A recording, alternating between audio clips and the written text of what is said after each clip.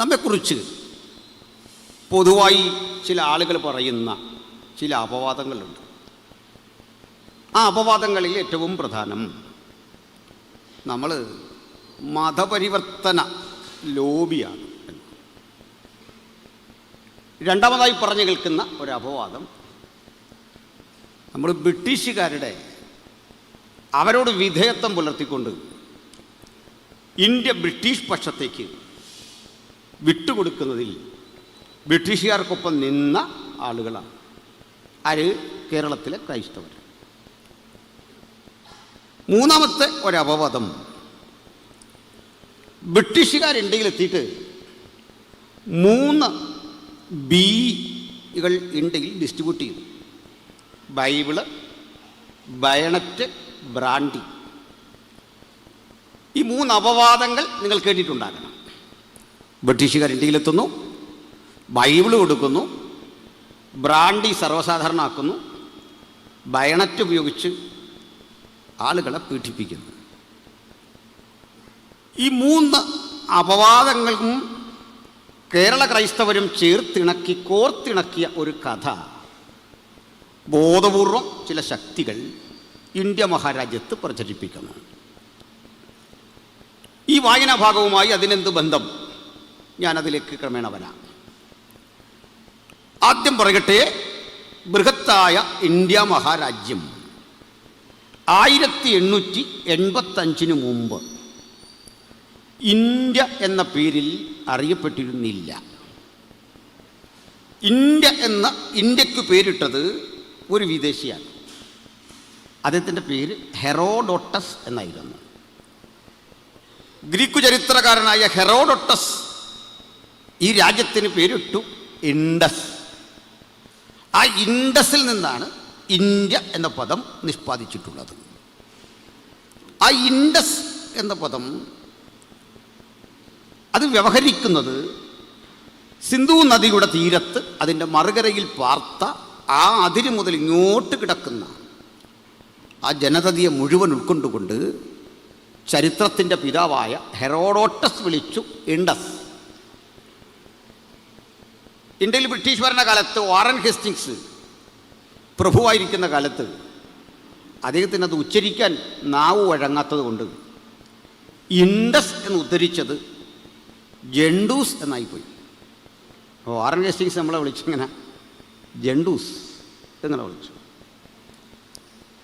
അപ്പം അതിനു മുമ്പ് 1885 മറ്റൊരു വിദേശിയായിരുന്ന അലൻ ഒക്ടേവിയൻ ഹ്യൂം എന്ന എയോ ഹ്യൂം ഇൻ്റർനാഷണൽ കോൺഗ്രസ്സിന് രൂപം കൊടുക്കുന്നത് വരെ നമ്മളിന്ന് കാണുന്ന തരത്തിലെ ഒരു ഭൂപടം ഈ രാജ്യത്തൊരു മനുഷ്യൻ്റെ ഉള്ളിലില്ല. കാരണം 700ഓളം വരുന്ന നാട്ടുരാജ്യങ്ങളായിരുന്നു ഇന്ത്യ. ഈ 700ഓളം വരുന്ന നാട്ടുരാജ്യങ്ങൾ തമ്മിലടിച്ച് കലഹിച്ച് അധികാരവടം വലി നടത്തിക്കൊണ്ടിരുന്ന ഒരു നാട്.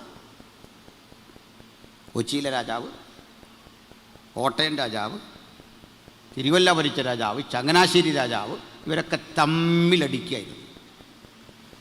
ചങ്ങനാശ്ശേരി രാജാവ്, കോട്ടയം രാജാവ് എന്നൊക്കെ പറയുമ്പോൾ കേൾക്കുന്ന നിങ്ങൾക്ക് അത്ഭുതം തോന്നും. അങ്ങനെയൊക്കെയാണോ? അതുകൊണ്ട് നിങ്ങൾക്ക് മനസ്സിലാക്കാൻ ലളിതമായിട്ടൊരു കാര്യം പറയാം. നമ്മുടെയൊക്കെ സഭയുടെ ഒരു സെൻറ്റർ പോലെയുള്ളായിരുന്നു അന്നൊരു രാജ്യം. അന്നത്തെ രാജാക്കന്മാരെക്കാൾ നല്ല മനോഹരമായ അവസ്ഥയിലാണ് നമ്മുടെ സെൻട്രൽ പാസ്റ്റർമാരൊക്കെ ഇന്ന് ജീവിക്കുന്നത്. നാട്ടുരാജാക്കന്മാർ, നമ്മുടെ ജോയി ജോൺ പാസ്റ്റർ ഒന്നുമല്ല ഉദ്ദേശിച്ചു കേട്ടോ, മൊത്തത്തിലെടുത്താൽ അവരൊക്കെ സാധുക്കളാണ്. എന്നാൽ ഈ രാജാക്കന്മാർ തമ്മിലടിച്ചു കൊണ്ടിരിക്കുന്ന കാലത്ത് 1600 AD ബംഗാളിൻ്റെ അതിർത്തി പ്രദേശത്തു കൂടി ഈസ്റ്റ് ഇന്ത്യ കമ്പനിയുടെ സേന ഇന്ത്യയിലേക്ക് കടന്നു. അവിടം ഭരിച്ചിരുന്ന സിറാജ് ഉദ് ദൗളയെ പരാജയപ്പെടുത്തി ബംഗാൾ കീഴടക്കി കച്ചവടം ആരംഭിച്ചു. പതുക്കെ പതുക്കെ ബ്രിട്ടീഷുകാർ ഇന്ത്യയുടെ ഓരോ മേഖലകളും കീഴടക്കി വരുമ്പോൾ ഒരു കാര്യം പഠിക്കണം. ഇന്ത്യയിൽ പേരുകൊണ്ട് പോലും ക്രിസ്ത്യാനിയായിരുന്ന രാജാക്കന്മാർ കാര്യമായിട്ടില്ല. നോർത്ത് ഇന്ത്യയിൽ എവിടെയുമില്ല. ആകപ്പാട് പേരുകൊണ്ടെങ്കിലും ക്രിസ്ത്യാനിയായിരുന്ന ഒരു രാജാവ് ഇന്ത്യയിൽ ഏതെങ്കിലും ഒരു നാട്ടുരാജ്യം ഭരിച്ചെങ്കിൽ അത് കൊല്ലം ജില്ലയിലെ അഞ്ചുതെങ്ങ് എന്ന ഒരു സ്ഥലത്തെ മണിഗ്രാമം എന്നറിയപ്പെടുന്ന ഒരു ഭൂപ്രദേശത്താണ്. അയാളുടെ പേര് വില്ലാർവട്ടം തോമ രാജാവ് എന്നായിരുന്നു.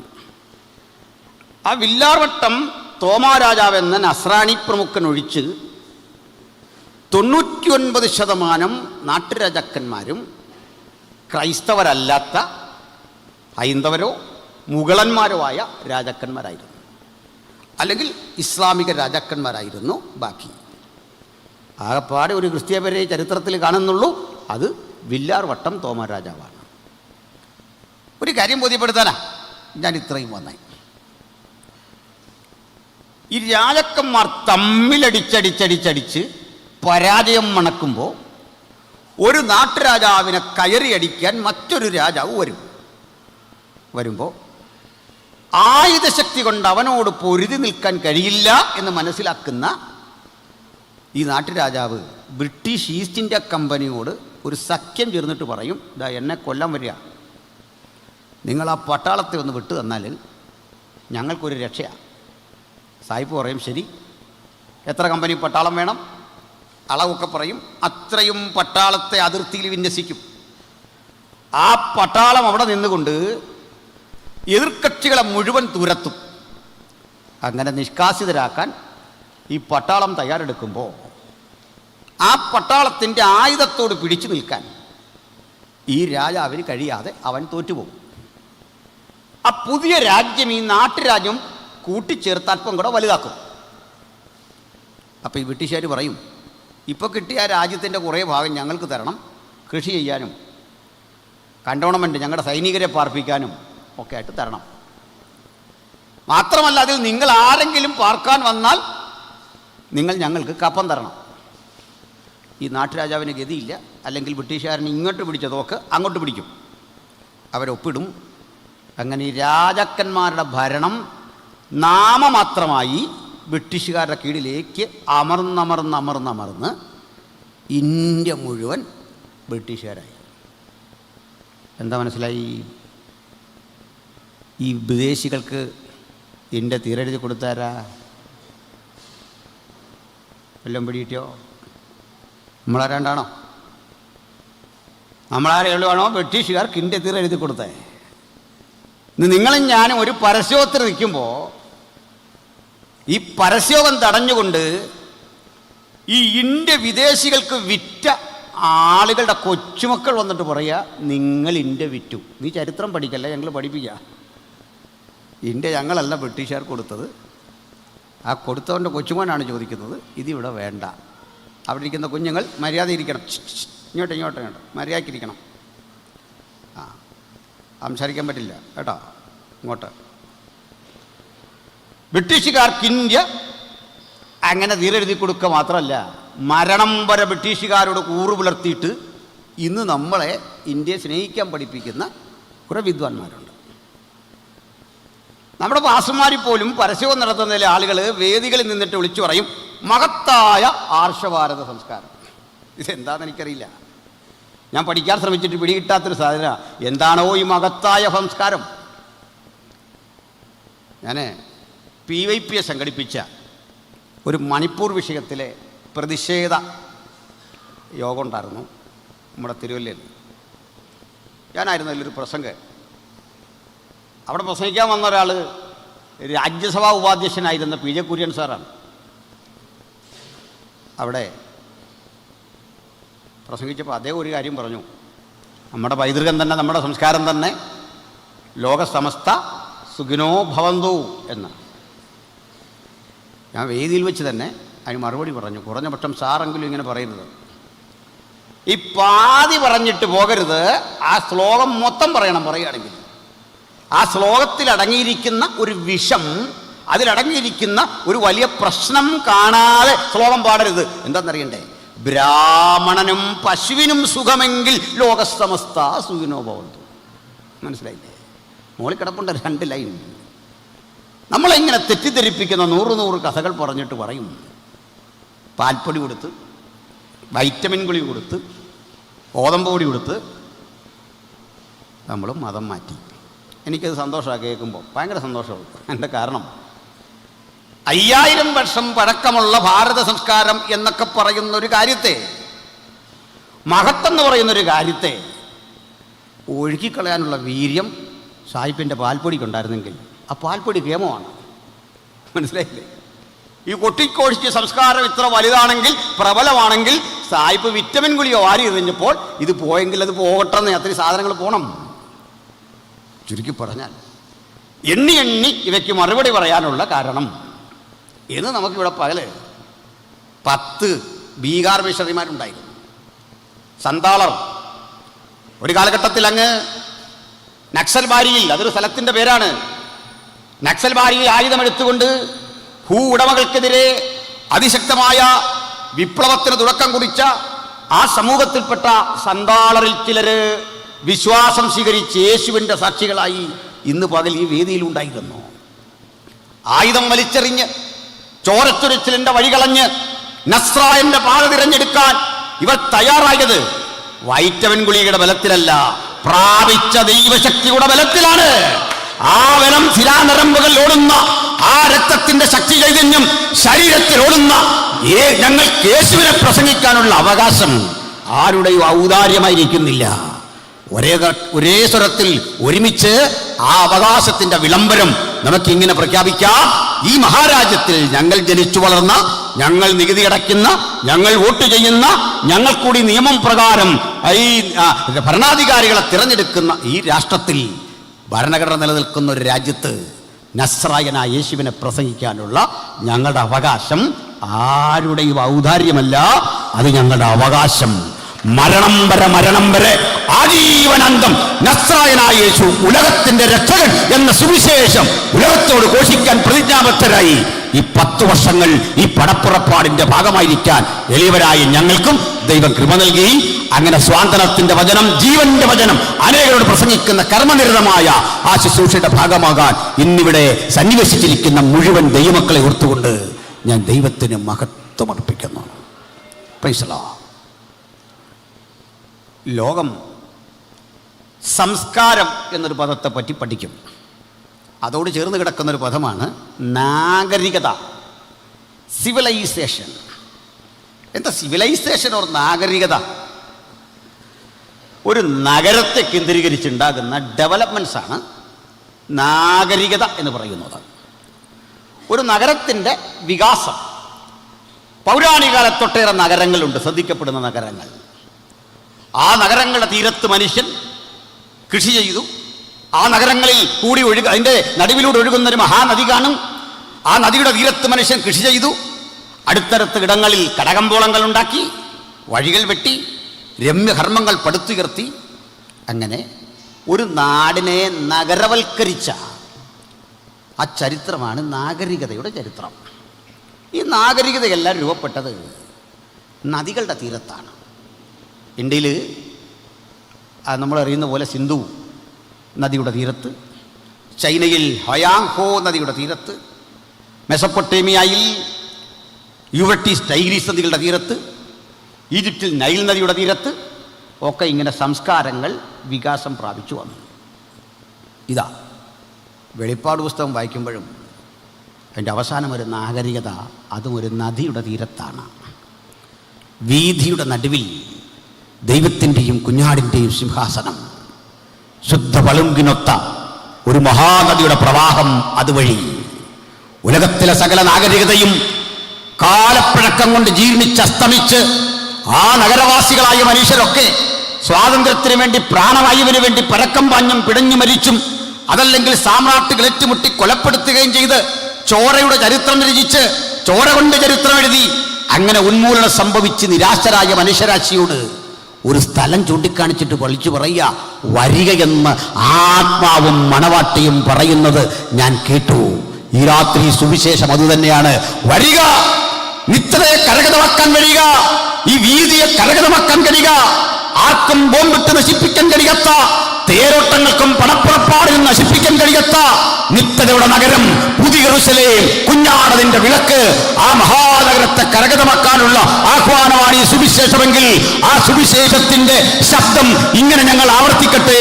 മറ്റൊരുവരിലും രക്ഷയില്ല, നാം രക്ഷിക്കപ്പെടുവാൻ ആകാശത്തിന് കീഴിൽ മനുഷ്യരുടെ ഇടയിൽ നൽകപ്പെട്ട അജയ്യമായ നാമം നമ്മുടെ കർത്താവായ യേശുക്രിസ്തുവിന്റെ നാമം.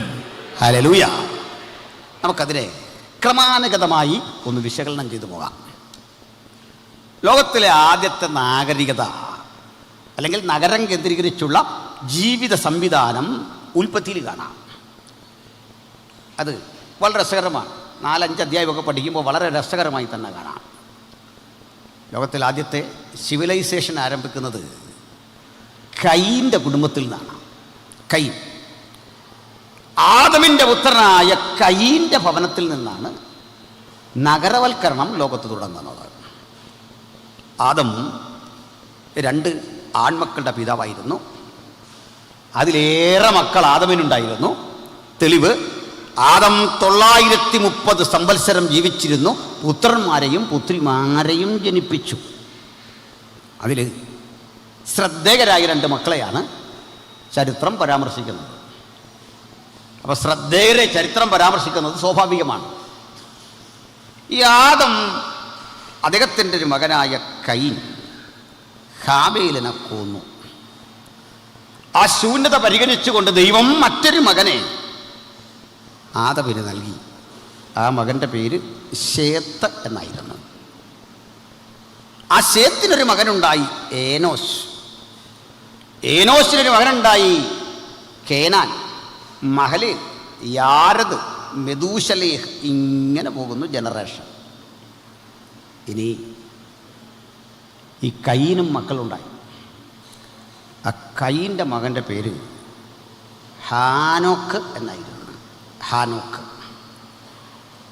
ഈ ഹാനോക്ക് എന്ന് പറയുമ്പോൾ നമ്മൾ അറിയുന്നൊരു ഹാനോക്കുണ്ട്, ദൈവത്തോടു കൂടെ നടന്നു. ആ ഹാനോക്കല്ല, ഇത് വേറൊരു ഹാനോക്കാണ്. ഒരു പേര് പല മനുഷ്യർ കാണുമല്ലോ.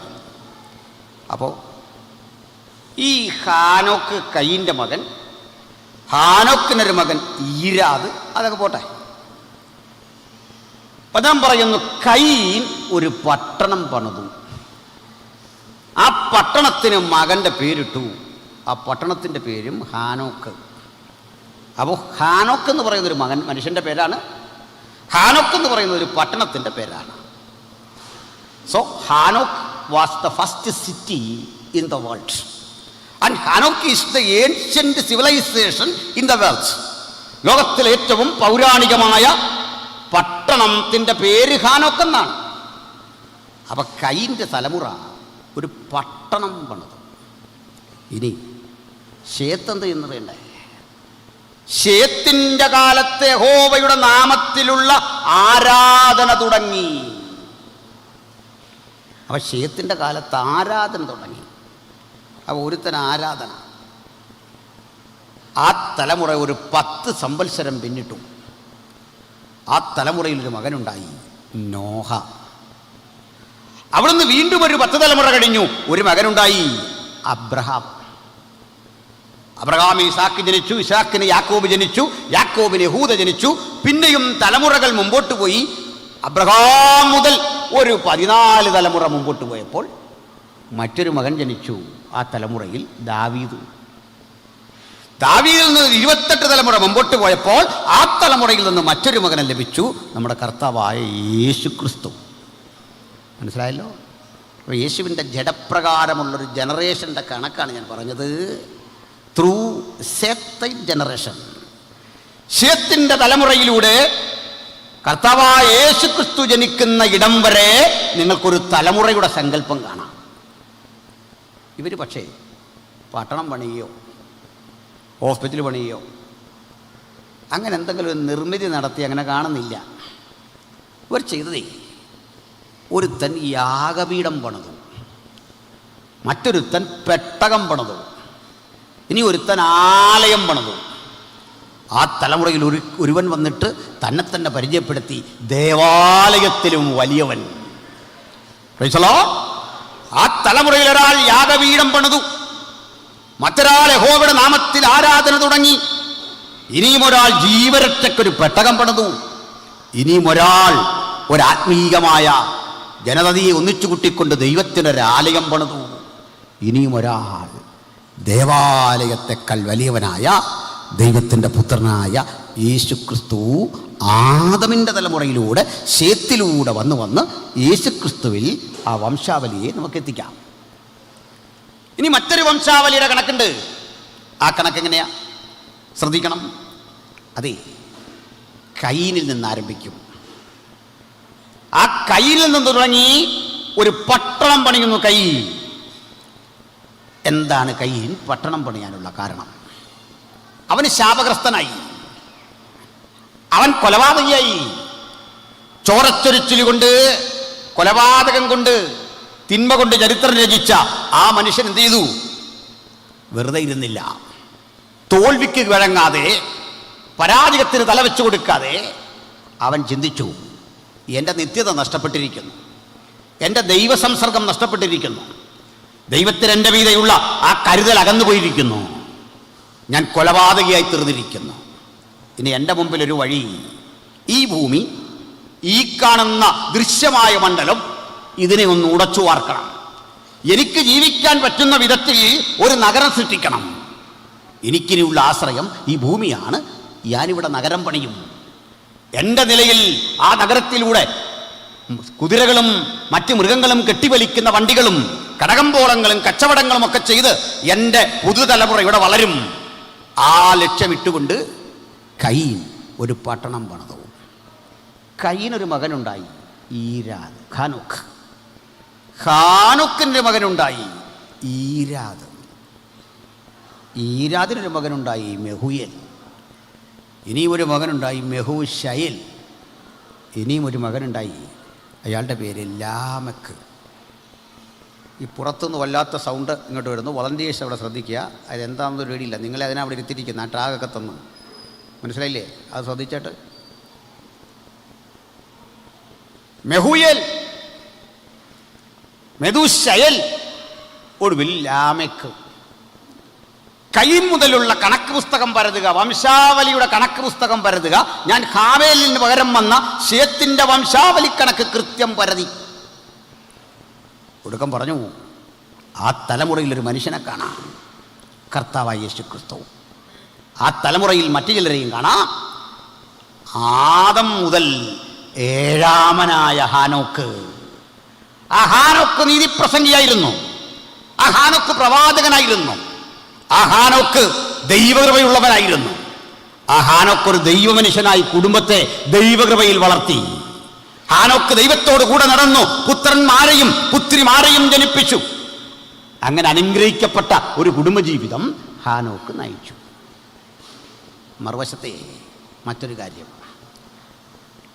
ഈ കയീന്റെ തലമുറയിലെ ഏഴാമൻ ആദമിൻ്റെ മകനാണ്. അതായത് നാശഗ്രസ്തൻ്റെ ഭൂമിയെ ഉടച്ചു വാർത്ത് മനോഹരമാക്കാൻ ചിന്തിച്ചവൻ്റെ തലമുറയിലെ ഇളമുറക്കാരൻ. മറുവശത്തെ ആദം മുതൽ ശേത്തിലൂടെ ഏഴാമനായൊരു മനുഷ്യനുണ്ടായിരുന്നു, ഹാനോക്ക്. ഈ രണ്ട് ഏഴാമന്മാരെ പറ്റി ഒന്ന് പഠിക്കാം.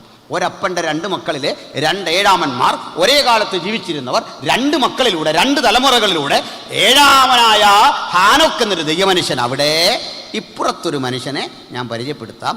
പേര് ലാമക്ക് എന്നായിരുന്നു. ലാമക്ക്. ഈ ലാമക്കിൻ്റെ പ്രത്യേകത കേൾക്കണം. He was the first polygamist in history. ചരിത്രത്തിലെ ആദ്യത്തെ ബഹുഭാര്യത്വം ലാമെക്കിലൂടെയാണ് ആവിർഭവിക്കുന്നത്. ഒന്നിലധികം വിവാഹം. ആദ്യത്തെ ബഹുഭാര്യത്വം. അയാളുടെ ഭാര്യമാരുടെ പേരും ബൈബിളിലുണ്ട്. തന്നെയല്ല, ഈ ഹാനോക്കിനെ കുറിച്ച് വളരെ കുറച്ച് അറിവുകളെ ബൈബിളിലുള്ളൂ. ഇത്രയാകെ ഉള്ളൂ. ഹാനോക്ക് ദൈവത്തോടു കൂടെ നടന്നു. ദൈവം അവനെ കൊണ്ടതിനാൽ മരണം കാണാതെ എടുക്കപ്പെട്ടു. ഇത്രേ ഉള്ളൂ. ഹാനോക്കിനെ പറ്റി ആകെ കിട്ടുന്ന വിവരണം എല്ലാവർക്കും ഓർമ്മയിലിരിക്കും. ഹാനോക്ക് ദൈവത്തോടു കൂടെ നടന്നു, പുത്രന്മാരെയും പുത്രിമാരെയും ജനിപ്പിച്ചു. ദൈവം അവനെ എടുത്തുകൊണ്ടതിനാൽ മരണം കാണാതെയായി അവൻ എടുക്കപ്പെട്ടു. തീർന്നു. ഏഴാമനാ. സത്യത്തിൽ മരണം കാണാതെ എടുക്കപ്പെട്ടവനെ കുറിച്ച് ഇത്രയും മതിയോ വിശദീകരണം? പോരാ.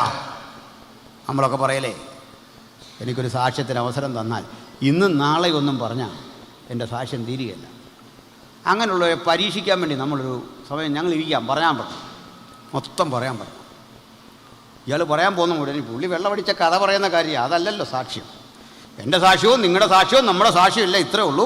പൗലോസിനെ രക്ഷിക്കാൻ, നിങ്ങളെ രക്ഷിക്കാൻ, പത്രോസിനെ രക്ഷിക്കാൻ, എന്നെ രക്ഷിക്കാൻ, പാസ്റ്റർ മാണിക്കുര്യാക്കോസിനെ രക്ഷിക്കാൻ, സജിമോനെ രക്ഷിക്കാൻ യേശുവിന് വന്ന മുതൽ മുടക്ക് സ്വന്തം രക്തം. ഒരൊറ്റ വിലയാണ്, ഒറ്റ വില. അതിന് കൂടുതലും കുറവൊന്നുമില്ല, ഒറ്റ വില. വേറെ കൂടുതലും കുറവ് ഒട്ടുമില്ലെന്ന്. ഒറ്റ ദ്രവ്യം കൊടുത്താൽ നമ്മളെല്ലാം വിലയ്ക്ക് വാങ്ങി. അതുകൊണ്ട് ക്രിസ്തുവിൻ്റെ കൃപയാൽ ഞാൻ ഇവനെ രക്ഷിതാവായി സ്വീകരിച്ചു. ഇതാണ് സാക്ഷി. എങ്കിലും ദൈവത്തോടുകൂടെ നടന്ന ഹാനോക്കിനെ പറ്റി വിശദീകരണം പോരാ, കുറെ കൂടി കിട്ടണം. അങ്ങനല്ലേ? എന്നാ ഉണ്ട്. നമുക്കാകപ്പാടെ പരതിയാൽ ഹാനോക്ക് അങ്ങെന്താ പ്രവചിച്ചേ? എന്തായിരുന്നു അങ്ങയുടെ പ്രവചനത്തിൻ്റെ ഉള്ളടക്കം? യൂദാലേഖനത്തിൽ സൂചന തരുന്നുണ്ട്. അതിങ്ങനെയാ: ആദം മുതൽ ഏഴാമനായ ഹാനോക്ക് ഇവരെക്കുറിച്ച് പ്രവചിച്ചു. അവർ അഭക്തിയോടെ ചെയ്ത ഭക്തിവിരുദ്ധമായ കാര്യങ്ങൾ നിമിത്തം അവരെക്കുറിച്ച് പ്രവചിച്ചിട്ട് പറയുകയാണ്, ഇവരെ അധർമ്മികളാണ്. അതുകൊണ്ട് കർത്താവിവറ്റകളെ ന്യായം വിധിക്കാൻ 1000 വിശുദ്ധന്മാരുമായി വന്നിരിക്കുന്നു. ഒരു പ്രവചനത്തിൻ്റെ ഒരു ചെറിയ കഷണം മാത്രമാണ് ഈ യൂദാലേഖനത്തിൽ കാണുന്നത്. വേറെ ഒരു കാര്യവും കിട്ടുന്നില്ല. ചരിത്രത്തിൽ കിട്ടും, ഇവിടെ കിട്ടത്തില്ല, ബൈബിളിലില്ല. പക്ഷെ ലാമെക്കിൻ്റെ കാര്യം അങ്ങനല്ല. ലാമെക്കിൻ്റെ കാര്യം വളരെ വിശദമായി ഉൽപ്പത്തി പുസ്തകത്തിൽ എഴുതിയിരിക്കുക. ഒരാവശ്യമില്ലാത്ത കാര്യം എന്താണെന്നറിയണ്ടേ? വചനം പറയാ, ലാമെക്ക് 2 ഭാര്യമാരെ എടുത്തു. ഇനി അത് പോട്ടെ, അയാളെങ്ങനെ ചോദിച്ചു, അയാൾ അത് പുലർത്തിക്കൊള്ളും. കാരണം 45 വരെ ഭാര്യമാരെ എടുത്തിട്ട് മാനവരിൽ മഹോന്നതനായി ജീവിക്കാൻ ആൾക്ക് സാധിക്കുമെങ്കിൽ ഇയാൾ 2 ഭാര്യയായിട്ട് ജീവിക്കട്ടെ, എന്താ കുഴപ്പം? മനസ്സിലായില്ലേ? ഒരേ സമയം 6 വയസ്സുകാരി മുതൽ 60 വയസ്സുകാരി വരെ കൂടെ ജീവിക്കുക, എന്നിട്ടും മഹത്വം ഒട്ടും കുറയുന്നില്ല. ഭയങ്കരമായിപ്പോയി. അപ്പോൾ പിന്നെ ലാമേക്കിന് എന്താ കുഴപ്പം? ലാമേക്ക് 2 ഭാര്യമാരെ എടുത്തു. അവരുടെ പേരും എഴുതി. ഒരുത്തിക്ക് ആദ എന്നും ഒരുത്തിക്ക് സില്ല എന്നും പേര്. നല്ല പേരാ കേട്ടോ, മക്കൾക്കൊക്കെ ഇടാൻ പറ്റിയ പേരാ. ഒരുത്തിക്ക് ആദ എന്നും ഒരുത്തിക്ക് സില്ല എന്നും പേര്. ഉൽപ്പത്തിയിലുള്ള കാര്യം കേട്ടോ. അപ്പോഴേ അടുത്തത് രസകരമായൊരു കാര്യമാണ്. ഈ ലാമക്കിന് കുറേ മക്കളുണ്ടായി. അത് കേൾക്കേണ്ടതാണ്. ആ മക്കളെക്കുറിച്ച് പഠിക്കണം. അജിപുത്തൂർ ശ്രദ്ധിച്ചിരിക്കുകയാണ്. കാരണം പാട്ടുകാർ കാര്യമൊക്കെ പറയാൻ പോകും, ശ്രദ്ധിച്ചിരിക്കും. അപ്പോൾ അയാളുടെ മക്കളിൽ ഒരാളുടെ പേര് യാബാൽ എന്നായിരുന്നു. യാബാലായിരുന്നു ലോകത്തിലെ ആദ്യത്തെ കൃഷീവലൻ, കൃഷി ചെയ്യുന്ന ആൾ. കന്നുകാലി ഇളക്കി വളർത്തി, പറവജാതികൾ ഇണക്കി വളർത്തി, അവയുടെ പാല് കൊണ്ട് ഉപജീവനം കഴിക്കണം എന്നൊക്കെ പഠിപ്പിച്ചു തുടങ്ങിയ ആ വ്യക്തിയായിരുന്നു യാബാൽ. മനസ്സിലായില്ലേ?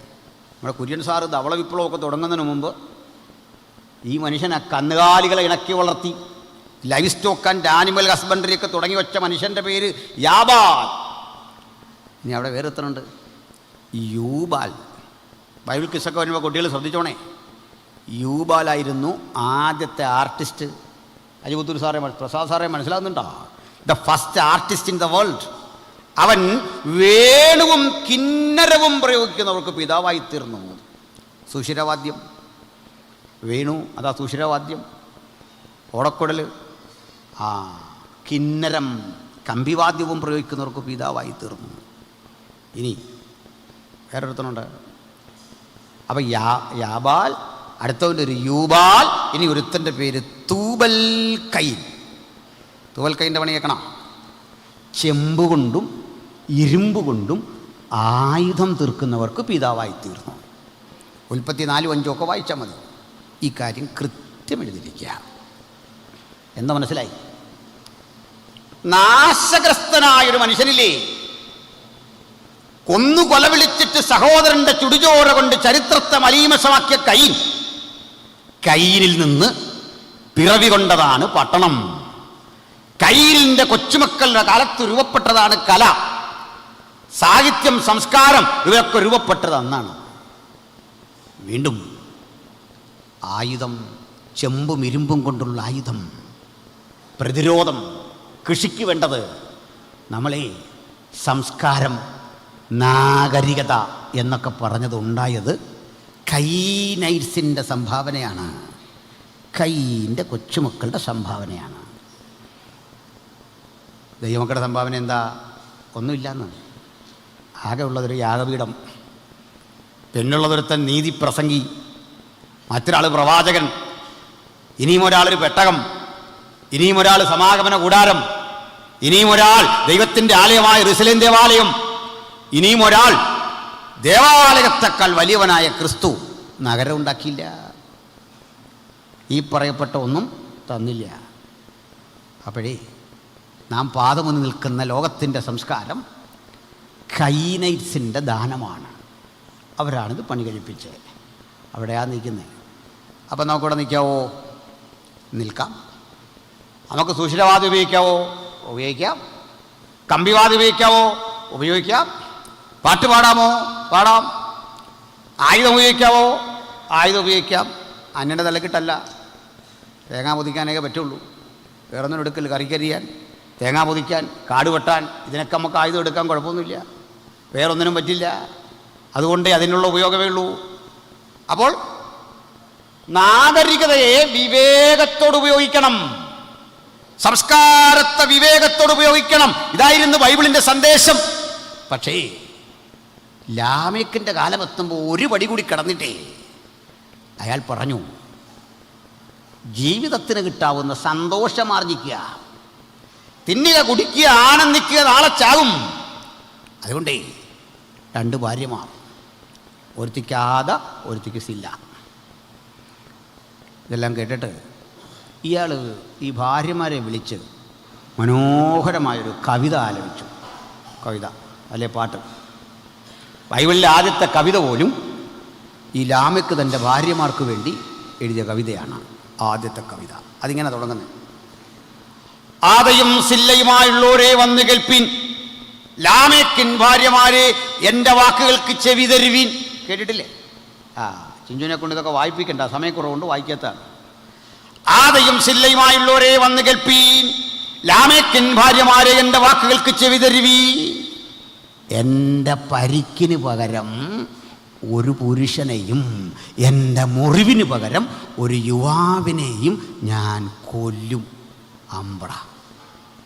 ബൈബിളിലെ ആദ്യത്തെ കവിത തന്നെ പറയുക, കൊല്ലും, വെട്ടും, പ്രതികാരം ചെയ്യും. എന്നിട്ട് ഒന്നുകൂടി കെറ്റി പറഞ്ഞു, ഹാബേലിന് വേണ്ടി 7 ഇരട്ടി പകരം ചെയ്യുമെങ്കിൽ ലാമേക്കിന് വേണ്ടി 70 ഇരട്ടി. കണ്ടില്ലേ? ഇങ്ങനെ പറയാൻ കാരണം, ഇവൻ കൊല്ലുമെന്ന് പറയാൻ കാരണം, ഇവൻ്റെ മുത്തച്ഛൻ കൊന്ന് ശീലമുണ്ട്. കയ്യിൽ നിന്ന് 7ാം തലമുറ വന്നപ്പോൾ പറയാ, ആ ജീനുകൾ ഓടുന്ന ഈ ബ്ലഡ് വെച്ചേ എൻ്റെ പ്രതികാരം കെട്ടടങ്ങുന്നില്ല, എൻ്റെ അരിശം കെട്ടടങ്ങുന്നില്ല, ഒരു പുരുഷനെ ഞാൻ കൊല്ലും. ബൈബിള് വായിച്ചിട്ട് ഈ പുരുഷൻ ആരാന്ന് ആർക്കെങ്കിലും പറയാമോ? ഇയാൾ ടാർഗറ്റ് ചെയ്ത ഈ പുരുഷൻ ആരാ? ആരെ കൊല്ലുമെന്നാ സുഹൃത്തെ താങ്കൾ ഈ പറഞ്ഞത്? ആരാ താങ്കളെ മുറിവേൽപ്പിച്ചത്? ചെമ്പുകൊണ്ടും ഇരുമ്പ് കൊണ്ടും ആയുധം തീർക്കുന്നൊരു മകനില്ലേ? പാട്ടുപാടി ആനന്ദ നൃത്തം ചെയ്യുന്ന യൂബാലില്ലേ? നിനക്കാവശ്യമായ വിഭവങ്ങൾ കൊണ്ടുത്തരുന്ന യാബാലില്ലേ? നിന്നെ പാട്ടുപാടി ആനന്ദ നിർവൃതിയിലേക്ക് എത്തിക്കുന്ന മകനൊപ്പം നിന്നെ സന്തോഷിപ്പിക്കുന്ന 2 ഭാര്യമാരില്ലേ? ആരാണ് നിന്നെ മുറിപ്പെടുത്തിയത്? ആ മുറിവ് പരിശോധിക്കാം. അവിടെ കിടപ്പുണ്ട് കൃത്യം. പിന്നിങ്ങോട്ട് വായിച്ചു വരുമ്പോൾ ഒരു പ്രവചനമാണ് അവൻ്റെ മനസ്സിൽ മുറിവുണ്ടാക്കിയത്. വേറെ ആരുമില്ല, 7ാം തലമുറയിലെ കയീൻ്റെ കൊച്ചുമകൻ തെറ്റായ വഴിത്താരകളിലൂടെ നാഗരികതയെ ഉന്മൂലനം ചെയ്ത് അതിനെ പാപമംഗലമായ അവസ്ഥയിലേക്ക് കൊണ്ടുപോയപ്പോൾ ഹാബേലിൻ തലമുറയിലെ, ശേത്തിൻ തലമുറയിലെ 7ാമൻ എഴുന്നേറ്റ് പ്രവചിച്ചു, ഇത് തെറ്റാണ്.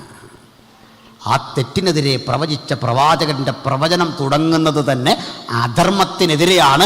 അവർ അഭക്തിയോടെ ചെയ്ത ഭക്തിവിരുദ്ധമായ ഇത്തരം പ്രവണതകൾ നിമിത്തം ഇവനെ വിധിക്കാൻ കർത്താവിതാ 1000 വിശുദ്ധന്മാരുമായി വന്നിരിക്കുന്നു. ആ പ്രവചനമേൽപ്പിച്ച മുറിപ്പാടിൽ നിന്ന് ഉരുവപ്പെട്ട ബോധം കൊണ്ട് ഈ ലാമേക്ക് പറഞ്ഞു, ആ പ്രവചിച്ചവനെ ഞാൻ കൊല്ലും. അപ്പോൾ നമുക്ക് ഈ വധഭീഷണിയൊന്നും ഇന്നലെയും തുടങ്ങിയല്ല. ആദ്യത്തെ പ്രവാചകൻ്റെ തല എടുക്കുമെന്ന് പറഞ്ഞേ. നിനക്ക് ഇതിനേ ധൈര്യമുള്ളൂ, നീ മറുപടി പറയും. ആ പ്രവാചകൻ പറഞ്ഞ വിഷയത്തിനൊരു മറുപടി കൊടു. സാധിക്കില്ല. ആശയം തീർന്നു പോകുന്നവന്റെ പക്കൽ ആയുധം ശക്തിമത്താണെന്ന് ധരിക്കണ്ട. ഈ ആയുധം ഒരിക്കൽ തുരുമ്പിക്കും. കരുത്തുറ്റൊരായുധമാണ് ആശയം. ഞങ്ങൾ കൈകാര്യം ചെയ്യുന്ന തിരുവചനത്തിന്റെ ശക്തി. ശരീരം ഇവിടെ വീണുടഞ്ഞാലും ഹാവേലിന്റെ രക്തത്തെക്കാൾ ഗുണകരമായി സംസാരിക്കുന്ന നസ്രയനായ യേശുവിന്റെ രക്തം ശിരാനിറമ്പുകൾ ഒടുങ്ങുന്ന ഞങ്ങൾ പറയും, ആ രക്തം പരിശുദ്ധം, അത് പുണ്യാക രക്തം, അത് പാപത്തെ മലിനതയെ മാറ്റുന്ന യേശുവിൻ രക്തം. ആ രക്തത്തിൽ പുനർജനിച്ചവരാ നമ്മൾ. അപ്പൊ ഹാവേൽ ആ തലമുറയിലെ കൊച്ചുമകൻ, ശേത്തിൻ്റെ കൊച്ചുമകനായ ഈ മനുഷ്യന് കിട്ടി ഒരു വധഭീഷണി. എന്താ അത്? നിന്നെ കൊല്ലും. എന്ന് പറഞ്ഞ് കഴിവുള്ളവൻ പറഞ്ഞാൽ നമുക്ക് പേടി വരും. ഈ സഹോദരിമാർ ഈ കുഞ്ഞുങ്ങളെ എടുത്തിട്ട്, കൊച്ചു കുട്ടികളെയൊക്കെ എടുത്തിട്ട്, അപരിചിതരുടെ കുട്ടികളെയൊക്കെ എടുത്തിട്ട് പറയുന്ന 2 കാര്യം ഞാൻ ശ്രദ്ധിച്ചിട്ടുണ്ട്. ഈ കൊച്ചു കുഞ്ഞിനെ, ഞങ്ങളുടെ സഭയിനൊക്കെ ഒരു കുഞ്ഞുണ്ടിപ്പോൾ. അപ്പോൾ ഈ അത്തരം കുഞ്ഞുങ്ങളെ കയ്യിലേക്ക് എടുത്തിട്ട് സ്നേഹമുണ്ടെന്ന സൗകര്യമാർ 2 കാര്യം കുഞ്ഞുണ്ട്. ഒന്നാമത് വിളിക്കും, ഒരു ചെറിയ തല്ലും കൊടുത്തിട്ട് വിളിക്കും, കള്ളൻ. ഇതാ ഒന്നാമത്തെ ശബ്ദം. അടുത്ത് പറയുന്ന കൊല്ലും. ഇതെന്തിനാന്നൊരു വെടിയില്ല. കൊച്ചു കുഞ്ഞുകൊണ്ട് ആദ്യം പറയുന്നത് എന്താ? കള്ളൻ. രണ്ടാമത് പറയുന്നത് സ്നേഹം കൊണ്ട് എന്താ പറയുന്നത്? കൊല്ലുമെന്ന്. കൈയിൻ്റെ രക്തം ശിരകളിൽ ഓടിയാൽ ഇതൊക്കെ ചെയ്തു പോകും. ഈ പാവം കുഞ്ഞിനെ വിളിക്കുക കള്ളനെന്ന്. അത് അന്നേരവും ചിരിക്കുക കള്ളനെന്ന് വിളിക്കുമ്പോൾ, അല്ലേ? കൊല്ലും. മലയാളികളായ നമ്മുടെ വായിൽ ഇതേ വരുള്ളൂ, കള്ളൻ, കൊല്ലും. സ്നേഹം വരുമ്പോൾ വിളിക്കുക കള്ളനെന്ന്. സന്തോഷം കൊണ്ട് വിളിക്കുക കൊല്ലുമെന്ന്. പോട്ടെ, സ്നേഹിച്ച് കൊല്ലുമല്ലേ, പോട്ടെ. ഏതായാലും ഇവൻ പറഞ്ഞു കൊല്ലും എന്നിവൻ പറഞ്ഞപ്പോൾ തമ്പുരാൻ തീരുമാനിച്ചു, എന്നാലതൊന്ന് കണ്ടിട്ടുള്ളൂ. ഇങ്ങനെ ചിന്തിക്കുന്ന ഉയരത്തിലുള്ളിടത്തോളം നമ്മൾ മരണത്തെ പേടിക്കരുതെന്നേ, ഭീഷണിയെ പേടിക്കരുതെന്നേ, രോഗത്തെ പേടിക്കരുതെന്നേ, ആകുലതയെ പേടിക്കരുതെന്നേ. നമുക്കെതിരെ വരുന്ന എല്ലാത്തരം ആക്രമണങ്ങളെയും മുൻകൂട്ടി കാണുന്ന കണ്ണുകളാണ് അവിടുത്തെ കണ്ണുകൾ. അവനിത് കണ്ടുകൊണ്ടേ നിൽക്കുകയാണ്. ഗ്രഹാം സ്റ്റെയിൻസും 2 പിഞ്ചോമനകളും അതിദാരുണമായി ശത്രുവിന്റെ ആയുധത്തിന് കീഴടങ്ങി ആളിക്കത്തുന്ന അഗ്നികുണ്ഡത്തിൽ വലിച്ചെറിയുമ്പോൾ നിങ്ങൾക്ക് തോന്നുന്നുണ്ടോ അത് കാണാതെ നിൽക്കുന്നവനാ യേശുവെന്ന്? അത് കാണാതെ അകലത്തിൽ നിൽക്കുന്നതാണ് അവിടുന്ന്. ഇല്ല ഇല്ല ഇല്ല. നിരാശകൾ, പട്ടിണികൾ, ദുരിതങ്ങൾ, കഷ്ടപ്പാടുകൾ ഇവ കണ്ടിട്ട് മനസ്സലിയുന്നവൻ തത്സമയത്തവന്റെ പ്രവൃത്തി വെളിപ്പെടുത്തും എന്ന കാര്യത്തിൽ തർക്കം വേണ്ട. അവനൊന്നും മറന്നുകളവാൻ അനീതിയുള്ള ന്യായാധിപനല്ല. അതുകൊണ്ട് അവൻ ചിന്തിച്ചുറപ്പിച്ചാൽ ഒരു കാര്യം ഉറപ്പാ, നിനക്കൊന്നും സാധിക്കില്ല. ലോകത്തിൽ ആദ്യ വധഭീഷണി കിട്ടിയ ഹാനോക്ക് എന്ന പ്രവാചകനെ കൊല്ലും എന്ന് കയ്യിൻ വീമ്പിളക്കി. കയ്യിൻ്റെ കൊച്ചുമകൻ വീമ്പിളക്കി. മകന്റെ പക്കൽ നിന്ന് ചെമ്പ് കൊണ്ടും ഇരുമ്പ് കൊണ്ടുമുള്ള ആയുധം രാഗിമിനുക്കി. ഒരു കൂട്ടം പടയാളികളോടൊത്തുചേർന്ന് ആക്രമണ സന്നദ്ധനായി. ഈ ദൈവദാസനെ വളഞ്ഞപ്പോൾ, ആയുധം ഊരിയെടുത്തപ്പോൾ, ആക്രമണ സന്നദ്ധനായപ്പോൾ അമ്പരപ്പിക്കുന്നൊരു കാഴ്ച. ദൈവം അവനെ എടുത്തുകൊണ്ടതിനാൽ മരണം കാണാതെ എടുക്കപ്പെട്ടു. ഉയർപ്പിന്റെ മനോഹാരിതയുടെ അനുഗ്രഹീത വചനം പറഞ്ഞുകൊണ്ട് ആരംഭിക്കുന്ന വിശുദ്ധ ബൈബിളിലെ ഉൽപ്പത്തി പുസ്തകത്തിനായി സ്തോത്രം. അവിടെയും കാണാം പ്രതിസന്ധി അതിജീവിക്കുന്ന ദൈവകൃപയുടെ കരുത്തെങ്കിൽ ഈ രാത്രി ഏതുതരം പ്രതികൂലങ്ങൾക്ക് വിധേയപ്പെട്ടുമിരിക്കുന്ന ദൈവത്തിന്റെ മക്കളോർത്തുകൊള്ളണം. ഈ നാഗരികയുടെ വീമ്പിളക്കം കണ്ട് ഭക്തൻ തോറ്റുകൊടുക്കരുത്. ദൈവശില്പിയായി നിർമ്മിച്ചതും അടിസ്ഥാനമുള്ളതുമായ ഒരു നഗരം നമുക്കായുണ്ട്. അതാണ് ഭക്തന്റെ പ്രത്യാശ, അതാണ് നമ്മുടെ പ്രതീക്ഷ. ആ മഹാനഗര സൗധത്തിന്റെ അടിസ്ഥാനം ദൈവത്താൽ സ്ഥാപിതമായതുകൊണ്ട് ആർക്കും അതിനെ തകർക്കാൻ കഴിയയില്ല. പൊരുളായ ഒരു മഹാനഗരം അവിടെ ഉണ്ടെങ്കിൽ അതിന്റെ നിഴലായ ഒരു നഗരമുണ്ട്. ആ നഗരത്തിന്റെ പേരാണ് ദൈവത്തിന്റെ സഭ. അതുകൊണ്ട് ഞാൻ എന്റെ സഭയെ പണിയും, പാതാള ഗോപുരങ്ങൾക്ക് അതിനെ ജയിക്കാൻ കഴിയുകയില്ല. അപ്പോസ്തലന്മാർ എന്ന അടിസ്ഥാനത്തിന്മേൽ, ക്രിസ്തു എന്ന മൂലക്കല്ലിന്മേൽ പടുത്തുയർത്തിയിരിക്കുന്ന ആ മഹാസൗധത്തെ തകർക്കാൻ കഴിഞ്ഞ 2000 ആണ്ടുകളായി ഉലകത്തിലെ ചക്രവർത്തിമാർ, സുവിശേഷ വിരോധികൾ സർവശക്തിയോടെയും സർവായുധത്തോടെയും പരിശ്രമിക്കുമ്പോൾ ഞങ്ങൾ ആവർത്തിക്കുന്നു, പാതാള ഗോപുരങ്ങൾക്ക് ജയിക്കാൻ കഴിയാത്ത അജയ്യമായ സൗധത്തിന്റെ പേരാണ് ദൈവത്തിന്റെ തിരുസഭ. ആ തിരുസഭയുടെ വില യേശുവിന്റെ രക്തത്തിന്റെ വിലയാണ്, യേശുവിന്റെ രക്തത്തിന്റെ ശക്തിയാണ്. യേശുവിന്റെ രക്തത്താൽ വീണ്ടെടുക്കപ്പെട്ട ജീവനുള്ള കല്ലുകൾ കൊണ്ടാണ് അതിന്റെ നിർമ്മാണ വൈഭവമെങ്കിൽ ഈ രാത്രി മനസ്സിലാക്കുക, ജീവനുള്ള കല്ലുകളായ നമുക്ക് ഒരുമിച്ച് ചേർന്നുകൊണ്ട് ആ മഹാദൈവത്തിന്റെ പുത്രനുയർത്താൻ, ഈ ദൈവകൃപയിൽ നന്യപ്പെട്ട് നമ്മെ വീഴ്ത്തിക്കളവാൻ ഉലകത്തിലൊരു ശക്തിക്കുമാവില്ല. Hallelujah, praise the Lord. അതുകൊണ്ട് നാഗരികത തുടങ്ങുന്നത് എവിടുന്ന? കയ്യിൽ നിന്ന്. അയാൾ ആദ്യം ഒരു പട്ടണം പണിതേ, പിന്നെ ഇങ്ങോട്ട് പരതിയാലേ ഒട്ടേറെ നഗരങ്ങളുണ്ട്, വലിയ വലിയ വലിയ നഗരങ്ങൾ. ഞാൻ വെറുതെ നടത്തിയൊരു പഠനത്തിൽ ഈ തകർന്നു പോയ നഗരങ്ങളെക്കുറിച്ചൊക്കെ പഠിച്ചപ്പോൾ ഏതാണ്ട് 21 നാഗരികതകൾ, പ്രബല നാഗരികതകൾ തകർന്നു. 24 തകർന്നു. അതിൽ 21 തകർത്തത് സ്ത്രീകളായിരുന്നു. നമ്മളിതുവരെ ധരിച്ചിരുന്ന സ്ത്രീകൾക്ക് ശക്തിയില്ല, ബലഹീന പാത്രമാണ്, അങ്ങനെയൊക്കെയാണ് ധരിച്ചേ. 24 ക്ലിയോപാട്രയെ പോലെ ഒത്തിരി ഉണ്ട് ആ സംഭവങ്ങൾ. അത്ഭുതം തോന്നുന്ന കാര്യമാണ്. നാഗരികതയെ തകർത്തു. ഒട്ടേറെ പ്രശ്നങ്ങൾ പോട്ടെ. ഇവിടുന്ന് ഈ നഗരത്തിൽ മഹാനഗരങ്ങൾ പലതുണ്ട്. അതിൽ ശ്രദ്ധേയമായൊരു നഗരമാണ് യെരുശലേം. യെരുശലേം എന്ന മഹാനഗരത്തിൻ്റെ വലിപ്പം, മഹാനഗരം എന്നൊക്കെ പറയുമെങ്കിലും അത് വലിപ്പം കൊണ്ടല്ല മഹാനഗരമായിരിക്കുന്നത്, അതിൻ്റെ ചരിത്രപ്രസിദ്ധി കൊണ്ടാണ് യെരുശലേമിനെ നമ്മൾ വിളിക്കുന്ന മഹാനഗരം. നഗരത്തിൻ്റെ വലിപ്പം കേൾക്കണം. ഒരു 8.5 ഏക്കർ മാത്രമേ യെരുശലേം എന്ന നഗരത്തിനുള്ളൂ. ഞാൻ പല പ്രസംഗങ്ങളിൽ പറഞ്ഞുള്ളൂ. കേവലം 8.5 ഏക്കർ തികച്ചില്ല. 8.3 ഏക്കേഴ്സ്. എനിക്ക് തോന്നുന്നു ഇത് ഇടുക്കി ജില്ലയിലുള്ള ആരോ പോയ ആളെന്നാണ്. അതുകൊണ്ടാണ് ഈ സ്ഥലം കൂടിപ്പോയി. 8.5 ആയിട്ട് കൂടിയ 8.3 ഉള്ളൂ. അളവ് വന്നപ്പോൾ അതിൽ കൂടി. രവീന്ദ്രൻ പട്ടയം എന്നൊക്കെ നമ്മൾ പറഞ്ഞു കേട്ടില്ല. ഇതുപോലൊരു സംഭവമാണ്. 8.3 ഏക്കേഴ്സ് ലാൻഡാണുള്ളത്. ഒരു മനുഷ്യൻ്റെ കാൽപാദത്തിൻ്റെ ആകൃതിയാണ്. 5 മലകളോട് കൂടിയൊരു നഗരമാണ്. പക്ഷേ ഈ നഗരത്തിൻ്റെ നിർമ്മാണ വൈഭവം ഭയങ്കരമാണ്. കാരണം മലമേൽ പണിതിരിക്കുന്ന പട്ടണം. 5 മലകളെ കൂട്ടി ഉരുമി മുട്ടി യോജിപ്പിച്ചിരിക്കുന്ന ഒരു നഗരം. ആ മലകളിൽ ഒന്നിൻ്റെ പേര് യബൂസ്യനായ ഓർന്നാൻ്റെ കളം, മറ്റൊന്ന് അബ്രഹാം ഇസ്ഹാക്കിനെ യാഗം കഴിച്ച മോറിയ, ഇനിയുമൊന്ന് യേശുവിനെ ക്രൂശിച്ച ഗോൽഗൊഥ, ഇനിയൊന്ന് ഉത്തരഗിരിയായ സയോൺ. ഇതിൻ്റെ നടുക്കൊരു മല അമങ്ങിക്കിടക്കുക, ചുറ്റും 4 മലകൾ. ഇതിൽ യബൂസ്യനായ ഓർന്നാൻ്റെ കളം ദാവീദ് വിലയ്ക്ക് വാങ്ങി അവിടം വൃത്തിയാക്കി. അതാണ് പിൽക്കാലത്ത് യെരുശലേം ദേവാലയമാക്കി പണിയാൻ ശലോമോൻ തയ്യാറെടുക്കുന്നത്.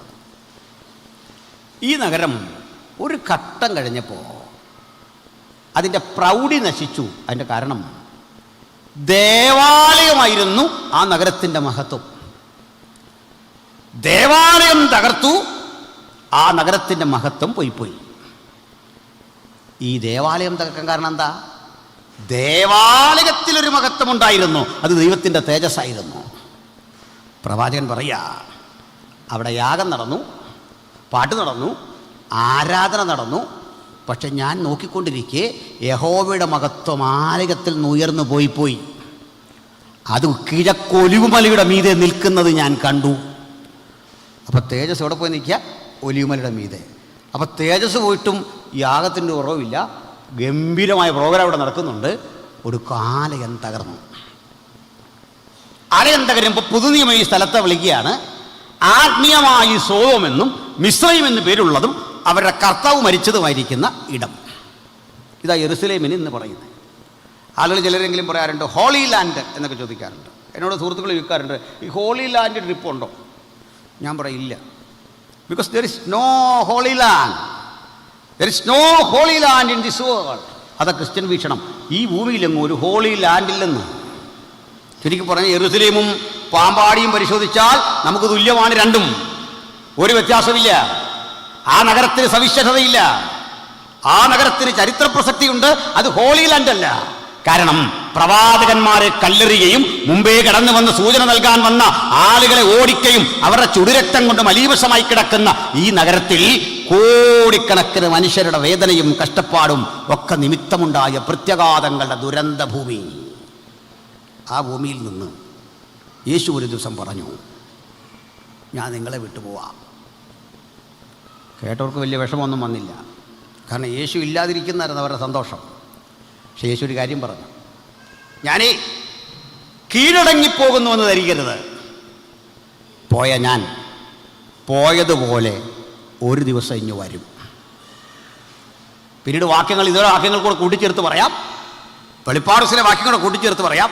അന്നാളിൽ ഏത് കണ്ണും അവനെ കുത്തി തുളച്ചവരും അവനെ കാണും. ഭൂമിയിലെ ഗോത്രങ്ങളൊക്കെ അവനെ ചൊല്ലി വിലപിക്കും. വരുമെന്നുറപ്പ് പറഞ്ഞിട്ട് അവൻ്റെ പോക്കാണ്. 2000 വർഷമായിട്ട് അവിടുന്ന് വന്നില്ല. 2000 വർഷത്തെ താമസം വന്നിട്ടും ഇന്ന് യേശു വരുമെന്ന് കരുതി നമ്മളിങ്ങനെ ജീവിക്കാൻ കാരണം എന്താ? നിങ്ങൾ പറ. താമസിച്ചല്ല ഇത്രയും നാൾ. ഇന്നും നമ്മൾ ആശീർവാദം പറയും ആമേൻ കർത്താവേ വേഗം വരണമേ. കേട്ട നാട്ടുകാരൻ ചോദിക്കുക, ഇത് 10ാം വർഷം നിങ്ങളിവിടെ കൺവെൻഷൻ നടത്തിയല്ലോ, ഞങ്ങൾ സ്ഥിരം കേട്ടല്ലോ, വേഗം വരണേ വേഗം വരണേ, എന്തേ വന്നില്ല? തിരിച്ചൊരു ചോദ്യം ഞങ്ങളോട് ചോദിക്കുക, അവിടുന്ന് 10 വർഷമായി വന്നിട്ടും 2000 ആണ്ടായിട്ട് വാഗ്ദത്തം വന്നിട്ട് ഇന്നും വരാതിരുന്നിട്ടും ഞങ്ങൾക്ക് പ്രത്യാശയ്ക്കൊരു കുറവുമില്ല. ഒരു കുറവുമില്ല. ഉറപ്പായി വിശ്വസിക്കുന്നു അവിടുന്ന് വരും. എന്താ അങ്ങനെ വിശ്വസിക്കാൻ കാരണമെന്നറിയണ്ടേ? പറയാം. ചിലക്ക് വിശ്വാസം ഉണ്ടെങ്കിലും ആശങ്ക ഉള്ളവരുണ്ട് കേട്ടോ. സ്നാപകന് ഇച്ചിരി ആശങ്കയായിരുന്നു. സ്നാപകൻ യേശുവിനോട് ഒരിക്കലും ചോദ്യം ചോദിക്കുന്നുണ്ട്. ജയിലിൽ പോയപ്പോഴാണ് ചോദിച്ചത്. വലിയൊരു മനുഷ്യനാണ്, ഒത്തിരി അറിവുള്ള മനുഷ്യനാണ്. ഒരു ദിവസം ചോദിക്കുകയാണേ. ഇതൊക്കെയാണെങ്കിലും ശിഷ്യന്മാരെ പറഞ്ഞു വിട്ടു ജയിലിൽ വെച്ച് യേശുവിനെ കാണാൻ. ചെന്നിട്ട് പറഞ്ഞോ, വരുവാനുള്ളവൻ നീ തന്നെയോ? ഞങ്ങൾക്കൊന്നറിയണം. സത്യത്തിൽ ഇത് ചോദിച്ച ശിഷ്യന്മാരുടെ സ്ഥാനത്ത് ഞാനായിരുന്നെങ്കിൽ യോഹന്നാനോട് ചൂടാവുമായിരുന്നു. എൻ്റെ സാറേ, സാറല്ലേ ആ യോർദാൻ്റെ കരയിൽ നിന്നുകൊണ്ട് പാവപ്പെട്ട ഞങ്ങളോട് പറഞ്ഞത് ലോകത്തിൻ്റെ പാപത്തെ ചുമക്കുന്ന ദൈവത്തിൻ്റെ കുഞ്ഞാടാ, സാറിൻ്റെ വാക്കിട്ട് ഇറങ്ങിയതാ, ഞങ്ങൾ വെള്ളത്തിലാവുമായിരുന്നല്ലോ. എന്താ സാറേ ഈ പഠിപ്പിച്ചത്? ജീവിതാനുഭവം ജയിലിലാക്കിയപ്പോൾ അവനോർത്തു ഞാൻ പ്രസംഗിച്ചത് ബദ്ധന്മാർക്ക് വിടുതൽ, കുരുട്ടുകണ്ണുകൾക്ക് കാഴ്ച, ഇതൊക്കെ പ്രസംഗിച്ച ഞാനിതാ ജയിലിൻ്റെ ഉള്ളിൽ കിടക്കുക. എനിക്ക് പുറത്തു വരാൻ പറ്റുന്നില്ല. അതിന് ആത്മീയ കാരണമുണ്ട്, പറയാം. സ്നാപകൻ, താങ്കളെ ഈ ജയിലിട്ടടക്കാനൊരു കാരണമുണ്ട്. You are under the law. നീ നിയമത്തിന് കീഴിലാണ്, കൃപയ്ക്ക് കീഴിലല്ല. ന്യായപ്രമാണം അതിന് കീഴിലാണ് നീയെങ്കിൽ കൃപയ്ക്ക് കീഴിലാണ് പുതിയ നിയമം. മനസ്സിലായില്ല? ഒന്നുകൂടി പറയാം. നമ്മളെ ഒരു വിദേശ രാജ്യത്ത് പോയി ഒരു തെറ്റ് ചെയ്താൽ അവിടുത്തെ നിയമം വെച്ചാണ് വിധിക്കുന്നത്. മനസ്സിലായോ? അവിടുത്തെ നിയമം വെച്ചാണ് വിധിക്കുന്നത്. ഇന്ത്യയിൽ വന്നൊരു വിദേശി തെറ്റ് ചെയ്താൽ ഇന്ത്യയിലൊരു ശിക്ഷാ നിയമമുണ്ട്. അത് നടപ്പിലാക്കാൻ CRPC ഉണ്ട്, ക്രിമിനൽ പ്രൊസീജിയർ കോഡുണ്ട്. ഇതൊക്കെ വെച്ചാണ് നടപ്പിലാക്കുന്നത്. എവിടെയാണോ ഒഫൻസ് നടന്നത് അതിനനുസരിച്ചാണ്. സ്നാപകൻ, താങ്കളെ പിടിച്ചകത്തിട്ടു. താങ്കളുടെ പ്രസംഗം എന്താണെന്നറിയണ്ടേ? വിടുതൽ, കുരുട്ട് കണ്ണുകൾക്ക് കാഴ്ച, സ്വാതന്ത്ര്യം. പക്ഷെ താങ്കൾ സ്വപ്നം കണ്ട സ്വാതന്ത്ര്യം എന്താണെന്നറിയണ്ടേ? യഹൂദരാകുന്ന നിങ്ങൾ ഉലകത്തിൻ്റെ ഭരണാധികളായി മാറിക്കൊണ്ട് മുഴു ലോകത്തെയും അതിൻ്റെ കീഴിലാക്കി ജെറുസലേം കേന്ദ്രീകരിച്ചുള്ള ഒരു ഭരണം. ഇത് അവരുടെ മഷികാസങ്കല്പം. മനസ്സിലായോ? യേശു വന്ന അതിനല്ല. കർത്താവിൻ്റെ വചനത്തിൽ പറയാ, കൃപയും സത്യവും യേശുക്രിസ്തു മുഖാന്തിരം വന്നു. എന്താ കൃപ? പിഴയ്ക്കുന്ന ഇത്ര ആളുകൾ ഏറ്റവും വില കൽപ്പിക്കുന്ന പദമാണ് കൃപ. അതില്ലെങ്കിൽ ഈ കൂട്ടായ്മയില്ല. അനർഹരായ നമുക്ക് തന്ന ഔദാര്യത്തിൻ്റെ പേരാണ് കൃപ. ഈ രാത്രി അനുഭവിക്കുന്ന ദൈവകൃപ ഓർത്തിട്ട് പറയണം, ഒന്നും യോഗ്യതയല്ലേ, അവിടുത്തെ കൃപ ആയിരിക്കുന്നത് നിന്റെ കൃപ. അർത്ഥവത്തായ പദം കൊണ്ട് നമ്മെ വിലയ്ക്ക് വാങ്ങിയ നസ്രായനായ യേശുവിന്റെ പുണ്യാകരത്വത്തിന്റെ വിലയാണ് ഞാനും നിങ്ങളും. അത് കൃപയാണ്. സഹോദരനെ പറയട്ടെ, ഇവിടെ സ്നാപകൻ ഇതിനകത്ത് കിടന്നു. കാരണം അദ്ദേഹം ന്യായപ്രമാണത്താൽ ബന്ധിതനാണ്. പക്ഷേ യേശുവിൻ്റെ അടുത്ത് സംശയം ചോദിക്കാൻ ചെന്നപ്പോൾ ശിഷ്യന്മാർ ചോദിച്ചു, ഞങ്ങളുടെ ഗുരു ഒരു ചോദ്യം ചോദിച്ചിട്ടുണ്ട്. യേശു പറഞ്ഞു, പറയൂ, ചോദിക്കുക. വരുവാനുള്ളവൻ നീ തന്നെയാണോ?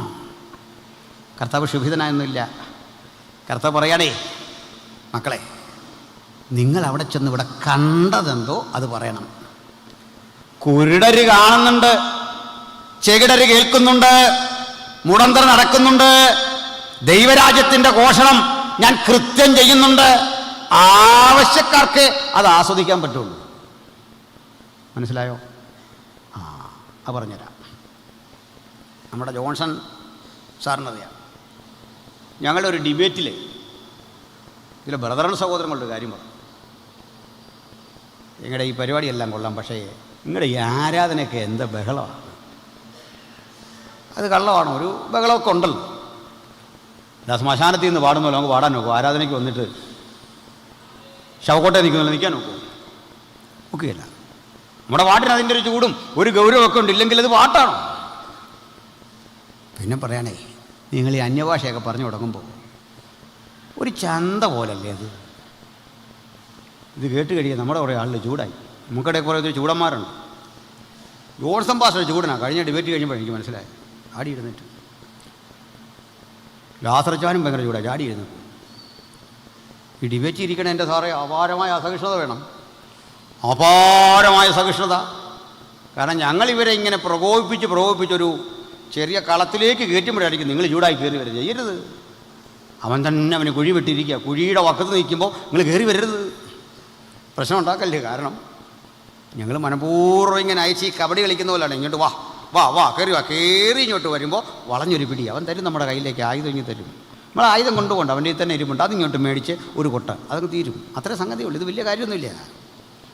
അപ്പോഴേറ്റം ചോദിക്കുക, നിങ്ങളുടെ ഈ ആരാധനയൊക്കെ ചന്ത പോലാണ്. നമ്മുടെ സഹോദരന്മാർ കുറേ പേര് ചൂടായപ്പോൾ ഞാൻ പറഞ്ഞു, അദ്ദേഹം പറഞ്ഞു ശരിയാണ്. Our worship is like a marketplace. What is happening in a market? The same thing happening in our church. ഞങ്ങളുടെ ചർച്ചിൽ ചന്ത പോലെയാണ്. ഞാനിപ്പോൾ ശുശ്രൂഷിക്കുന്ന പാമ്പാടി സഭ നമ്മുടെ ചന്തയുടെ അടുത്താണ്. നിങ്ങൾ പറയാറ് ആ ചന്തയിൽ നടക്കുന്ന ശബ്ദം പോലെയാണ് ഇതിനകത്തെന്ന് പറഞ്ഞാൽ ഞാൻ 100% പറയും വെൽ സെറ്റ്. പിന്നെ കാരണം അറിയോ, ഇവിടെ ചന്തയുടെ പുറത്തു വഴി പോകുന്നവനാ ചന്തയെന്ന് കേട്ട ബഹളം. ചന്തയ്ക്കകത്ത് കയറിയിട്ടുണ്ടോ? ഒരുത്തൻ നാരങ്ങ വിൽക്കുന്നു, ഒരുത്തൻ പച്ചക്കറി വിൽക്കുന്നു, ഒരുത്തനത് മേടിക്കുന്നു. അവിടെ ബഹളമല്ലെന്ന്, കമ്മ്യൂണിക്കേഷൻ. മനസ്സിലായില്ലേ? ആവശ്യക്കാരൻ സാധനം മേടിച്ചുകൊണ്ട് പോവാന്ന് പുറത്തുനിന്ന് കേട്ടപ്പോൾ നിനക്ക് തോന്നുക ചന്തയാന്ന്. മനസ്സിലായില്ലേ? ആവശ്യമുള്ളവനെ കൊണ്ട് പൈസ കൊടുക്കുന്നു, അത് വാങ്ങുന്നു, നല്ല ക്വാളിറ്റിയുള്ള സാധനം. മനസ്സിലായില്ലേ? അത് ഈ പഴയവനെ അടിച്ചടിച്ചടിച്ച് നിനക്കിത് മനസ്സിലാവുമല്ല, ഫ്രഷ് സാധനം പിടികിട്ടുകയല്ല. ഇത് വന്ന് വാങ്ങണം, ഇതിനകത്ത് കയറി നോക്കണം, ഇവിടെ എന്താ നടക്കുന്നത്. Communication, real communication. അത് നടക്കുക. ഉയരത്തിലെ ദൈവത്തോട് ഞങ്ങൾ സംസാരിച്ചുകൊണ്ടിരിക്കുക, സർവശക്തനോട് സംസാരിച്ചുകൊണ്ടിരിക്കുക. അവിടുത്തെ ദൂതഗണം മനസ്സിലാക്കാത്തൊരു ഭാഷയിൽ, മറ്റാർക്കും പിടികിട്ടാത്തൊരു ഭാഷയിൽ, അന്യഭാഷയിൽ സംസാരിക്കുന്നവൻ തനിക്ക് താൻ ആത്മീക വർധന വരുത്തുന്നു. അവർ മനുഷ്യരോടല്ല ദൈവത്തോടത്രേ സംസാരിക്കുന്നത്. ആരും തിരിച്ചറിയുന്നില്ല. Price the Lord. ഒരു സഹോദരൻ ചോദിച്ചതാണ്, യേശു വരുന്നത് വരെ ഈ വരങ്ങളൊക്കെ ഉണ്ടെന്ന് ബൈബിളിൽ നിന്നൊരു വാക്യം തരാമോ? ഇതാ പിടിച്ചോ, നമ്മൾ മനസ്സിൽ ഓർത്താൽ മതി. ഇതൊക്കെ മനസ്സിൽ ഓർത്തിരിക്കണം. 1 കൊരിന്ത്യർ 1:7 എന്താ പറയുന്നറിയണ്ടേ? ഇങ്ങനെ നിങ്ങൾ ഒരു കൃപാവരങ്ങളിലും കുറവില്ലാത്തവരായി യേശുക്രിസ്തുവിൻ്റെ പ്രത്യക്ഷത കാത്തിരിക്കുന്നു. ഒന്നിലും കുറവില്ലെന്ന് പ്രത്യക്ഷത കാത്തിരിക്കുകയാണ്. അതുവരെ, അന്ന് വരെ ഈ വരങ്ങളുണ്ട്. മനസ്സിലായോ? യേശു വരുന്നത് വരെ. കാരണം അപൂർണനായ എനിക്ക് പൂർണ്ണനായ ദൈവത്തിൻ്റെ സാന്നിധ്യം, ആ കൃപകളെ ജനങ്ങളിൽ സന്നിവേശിപ്പിക്കാൻ അവിടുത്തെ വരങ്ങൾ ആവശ്യമുണ്ട്. മനസ്സിലായില്ലേ? ഇന്ന് രോഗമുള്ളത് കൊണ്ട് രോഗശാന്തി വേണം, അല്ലേ? അങ്ങനെയാണ്. അപ്പോൾ ഒരാൾ എന്നോട് ചോദിച്ചു, അങ്ങനെയാണെങ്കിൽ രോഗിയെ കൊണ്ട് നമ്മുടെ കയ്യിൽ തരാം, ആ സ്പോട്ടിൽ സൗഖ്യമാക്കാം എന്നൊരു വയ്യാത്ത മനുഷ്യൻ്റെ പടമൊക്കെ ഇട്ടു. ഞാൻ പറഞ്ഞതൊരു ഡിബേറ്റല്ലേ, അങ്ങോട്ടും ഇങ്ങോട്ടും ചെയ്യണം. അപ്പം നിങ്ങൾ പറയുന്ന കുറേ വരങ്ങളുണ്ടല്ലോ, നിൽക്കാത്തതല്ല വരം, അതിലൊന്നാ സഹായം ചെയ്യാനുള്ള വരം. ഞാൻ ഈ സ്റ്റേജിൽ കൊണ്ടുവന്ന് ചീഫ് സെക്രട്ടറിയെ നിർത്താം, നിങ്ങൾ സഹായം ചെയ്യാൻ വരമുള്ള ആളിനെ കൊണ്ട് നിർത്തണം, ഈ കേരളത്തിൻ്റെ കടം അങ്ങ് വീടി തരണം. അതങ്ങനല്ലല്ലോ. ഞാൻ പറഞ്ഞു ഇതിങ്ങനെയല്ലല്ലോ. അതെന്താ അങ്ങനെ പറയുന്നത്? ഇത് അങ്ങനെ പറഞ്ഞോണ്ടാ ഇതിങ്ങനെ പറയുന്നത്. സഹോദരൻ, ഈ വരം മാജിക്കൊന്നും അല്ലെന്നേ, ഇത് മന്ത്രവാദി ചെയ്യുന്ന പോലെ ട്രിക്കൊന്നും അല്ലെന്നേ, ഇതേ നമ്മൾ ഈ കാണിക്കുന്ന തരത്തിലെ കൈക്രിയകളൊന്നും അല്ലെന്നേ.